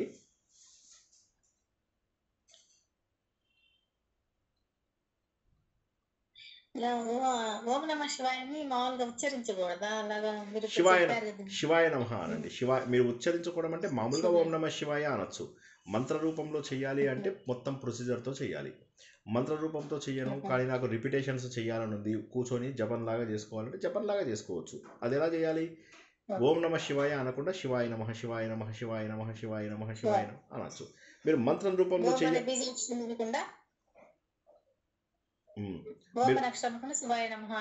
సరిపోతుంది ఉత్త రిపిటేషన్స్కి. కానీ మంత్రం రూపంలో చేయాలి అంటే అంగన్యాస కరన్యాసాలు, భూతశుద్ధి, ఆచమనము, ఇవన్నీ ప్రాణాయామము, ఇవన్నీ చేసిన తర్వాతనే చెయ్యాలి. అంటే నేను ఈ చిన్న విషయాన్ని మీకు ఎందుకు అర్థం చేయించలేకపోతున్నాను అనేది నేను కొద్దిగా ఆశ్చర్యపోతున్నాను. మంత్రము అనేటటువంటి దానికి ప్రొసీజర్ ఉంటుంది. మంత్రము కానప్పుడు జపము ఏదైనా చేయొచ్చు. ఇక్కడ కూర్చొని రామ రామ రామ రామ అనుకోవచ్చు, శివ శివ శివ శివ శివ అనుకోవచ్చు, శ్రీనివాస శ్రీనివాస శ్రీనివాస అని వెంకటేశ్వర స్వామి మీద అనుకోవచ్చు, నారాయణాయ నమః నారాయణాయ నమః నారాయణాయ నమః నారాయణాయ నమః అనుకోవచ్చు. చెప్పండి. ఉంటుంది. జపం అంటే జన్మరాహిత్యము, జన్మరాహిత్యము పాపనాశనము. Next question. పద్మావతి మేడం చెప్పండి. మీరు ఒక్కసారి నేను అయితే అన్నారు చెప్పొచ్చు అన్నారు. మామూలుగా చెప్పచ్చు, మామూలుగా మంత్ర రూపంలో కాదు, మామూలుగా అంటే తప్పలేదు. ఇప్పుడు ఫర్ ఎగ్జాంపుల్ మీరు టెంపుల్లో వెళ్తారు, వాళ్ళు ఏమంటారు ఓం నమో నారాయణయ అంటే మనం కూడా ఓం నమో నారాయణయ అంటాము. అది మంత్ర రూపంలో చేయడం లేదు. మామూలుగా చెప్పుకోవచ్చు కదా, అదే అన్నారు. మామూలుగా చెప్పుకోవచ్చు కానీ అది జప రూపంలో కూడా మీరు ఎందుకు చేస్తారు దాన్ని? ఒక మంత్ర రూపంలో ఉన్నదాన్ని చేసినప్పుడు అంటే మంత్రములో ఒక బీజం ఉంటుంది, ఆ బీజంలో ఉన్నటువంటి శక్తి మనకు రావడం కోసం అని చేసినప్పుడు దాన్ని మంత్రం అంటాము. జపం అనేది ఏంటి? జపం అంటే సింపుల్ రిపిటేషన్, రామ రామ రామ రామ. అప్పుడు మీరు ఓం అనాల్సిన అవసరం ఏముంది? అక్కడ బీజం ఎందుకు మీకు? బీజం అంటే బీజం కోసం ప్రొసీజర్ మొత్తం కావాలి. ఉత్తగా చదువుకోవచ్చు. ఇప్పుడు ఫర్ ఎగ్జాంపుల్ మీరు పారాయణం చేసేటప్పుడు ఓం శివ, మీరు కుంకుమ పూజ చేసేటప్పుడు అప్పుడు ఓం అంటారా? తప్పులేదు. అది మంత్రం కాదు, అది పూజకి చేయొచ్చు. పూజకి చేయొచ్చు ఓము. ఇవన్నీ మనం విష్ణు సహస్రనామంలో తెలుసుకున్నాం కదా. మళ్ళీ విష్ణు సహస్రనామం రోజు నాడు అడగండి. ఇవన్నీ విష్ణు సహస్రనామం లోపల మనం ఇవన్నీ నేర్చుకున్నాము. నామము, మంత్రము, స్తోత్రము, సూక్తము, ఈ 4 ఎలా చేయాలి అనేది. అందరికీ ఒక చిన్న రిక్వెస్ట్ ఏంటంటే, ఒకసారి విష్ణు సహస్రనామము 2 క్లాసులు అయినట్టున్నాయి మనవి, ఆ 2 వినండి. విన్న తర్వాత మీకు అన్ని డౌట్స్ క్లియర్ అవ్వాలి. ఒకవేళ క్లియర్ అవ్వకపోతే నేను తప్పకుండా ఈ ఫ్రైడే నాడు క్లియర్ చేస్తాను. అవును, చెప్పచ్చు తప్పకుండా. మామూలుగా అనుకోవచ్చు, కానీ మీరు అక్కడ బీజాక్షరము యూజ్ చేయాల్సిన అవసరం లేదు అని చెప్తున్నా. ఇప్పుడు బీజాక్షరంతో వాడాలి అంటే అది మంత్రము. సార్ మామూలుగా దేవుడి దగ్గర గాయత్రి మంత్రం చదవచ్చా అండి? ఇప్పుడు మళ్ళీ చెప్తున్నాను, మంత్రంకి ప్రొసీజర్ ఉంటుందని చెప్పాను కదా, ప్రొసీజర్తో చదవండి. ప్రొసీజర్ ఉంటుంది. మామూలుగా అన్ని చదువుకుంటాం కదా, దాంతో పాటు చదవకూడదు. దాని బదులుగా వేరే మంత్రం ఉంటుంది. మీకు ఉపదేశం, ఒక గురువు ఉపదేశం ఇచ్చి దానికి ప్రొసీజర్ చెప్తే, గురువు ఉపదేశం ఇచ్చి దానికి ఎలా చెయ్యాలి అని చెప్తే మాత్రమే మంత్రము చెయ్యాలి. పారాయణ కానీ పూజ కానీ ఎలా చేసినా పర్వాలేదు, జపం కానీ ఎలా చేసినా పర్వాలేదు. మంత్రము మట్టుకు, మంత్రము అనేది ఒక బీజ అక్షరము, అంటే ఒక చిన్న బీజం ఉంటుంది, దానికి ఒక శక్తి ఉంటుంది. ఆ శక్తి మనలోకి స్వీకరిస్తూ ఉంటాము, భగవంతుని మనలోకి స్వీకరిస్తూ ఉంటాము. మంత్రముని పద్ధతి ప్రకారము చేయాలి. జపము ఏదన్నా చేసుకోవచ్చు, జపము ఏదన్నా చేసుకోండి. మీరు బయటకు వచ్చిన తర్వాత దేవుడి ముందే కూర్చోవాల్సిన అవసరం ఏముంది, సోఫాలో కూర్చొని కూడా చేసుకోవచ్చు. జపం చక్కగా చేసుకోండి. ఇప్పుడు నేను దర్భాసనంలో కూర్చున్నాను, సోఫాలో కంఫర్టబుల్గా కూర్చుని దర్భాసనం మీద వేసుకుని చేసుకోండి. చక్కగా ప్రశాంతంగా చేసుకోండి, ఏం పర్వాలేదు. నమస్తే సార్. నమస్తే. ఓకే, జై శ్రీకృష్ణ అందరికీ మరోసారి జై శ్రీకృష్ణ. చెప్పండి. జై శ్రీకృష్ణ సార్. రేపు వెళ్తురా సార్ మీరు? రేపు పొద్దున బయలుదేరుతున్నాను. మరోసారి అందరి శ్రద్ధాశక్తులకు కృతజ్ఞతలు. ఆత్మసుఖము వీడిని ఆట కొరకు పాత్ర పోషణ చేసి సూత్రధారి విశ్రమించదని పాదం ఆశ్రయించి పరమ కరుణాంతరంగా శ్రీ పాండురంగా. జై Srikrishna. Thank you very much. రేపటి నుంచి కూడా 9ంటికి లాగిన్ అవ్వండి. నేను ఉంటేనా సరే, నేను లేకపోతే పాత వీడియోలు చూడండి. ఏ రోజు ఏ టాపిక్ చెప్తామో అదే చూడండి. ఇప్పుడు రేపు భగవద్గీత 8వ చాప్టరు, ఎల్లుండి విష్ణు సహస్రనామము. సో మీరేం చేస్తారు, నేను రేపు వస్తే 8వ అధ్యాయం చెప్తాను, రేపు నేను రాకపోతే 7వ అధ్యాయాన్ని రిపీట్ చేయండి. భక్తి యోగాన్ని చాలా బాగా చెప్పుకున్నాం, భక్తి యోగము గురించి 2 భాగాలుగా చెప్పుకున్నాం 7వ అధ్యాయాన్ని, అది తెలుసుకోండి. జై శ్రీకృష్ణ అందరికీ కూడా శుభరాత్రి. కుంభమేళ రాని వాళ్ళు ఎట్లా మేము ఏం పర్వాలేదు, అది అంత అంటే ఇక రాలేకపోతే అంతే, ఏముంది, రాకపోతే రాలేమంతే, ఒక పద్ధతి. అక్కడ నుంచి వాటర్ తెస్తే తీసుకొని మేము చేయొచ్చా, కలుపుకొని అట్లా కలుపుకోవచ్చు. అదంతే మాకు కూడా అంతే సమానం ఫలితమా? అంటే ఉంటుంది, అంటే అది ఆ ప్రాంతానికి వచ్చినటువంటి ఫలితము. చదువుకోండి, పర్లేదు, తప్పేం లేదు. నమ్మకం అది ఒక నమ్మకం, అంతే, పర్వాలేదు. ఫలితం అంతేనా అంటే అది అలా ఉండదు కదా. సో బట్ ఎనీవే పర్వాలేదు, అది చేయండి, తప్పకుండా చేయండి, ఏం పర్వాలేదు. నమ్ముతూ చేయండి, అన్ని దీనిలో ఒకటే, ఏం పర్వాలేదు, చేయండి. జై శ్రీకృష్ణ. తెచ్చిన వాటర్ కలుపుకొని చేస్తే మాకు అంతే ఫలితం ఉంటుందా అని అడుగుతా. అంతే ఉంటుంది. జై శ్రీకృష్ణ. జై శ్రీకృష్ణ. జై Srikrishna. Thank you very much అందరికీ. అందరూ కూడా సంతోషంగా హ్యాపీగా ఉండండి, ఏ విషయాలు ఎక్కువ పట్టించుకోకుండా ప్రశాంత జీవనాన్ని గడపండి. దట్ ఈస్ మోర్ ఇంపార్టెంట్ దాన్ని మిగతావన్నీ కూడా. ఇప్పుడు మా అమ్మగారు బెడ్ మీద ఉన్నారు, ఆవిడ లేవలేరు, చేయలేరు. ఆవిడ చేసుకోగలిగే ఒక చిన్న పని చేయమంటాను నేను, అంతే. రామనామం చేసుకోమ్మా అంటాను, అంతే, సింపుల్. కాబట్టి మీరు ఎంత మన వైపు పాసిబుల్ అవుతుందో అంతే తప్పకుండా మనస్ఫూర్తిగా చేయండి, ఫలితం ఉండి తీరుతుంది.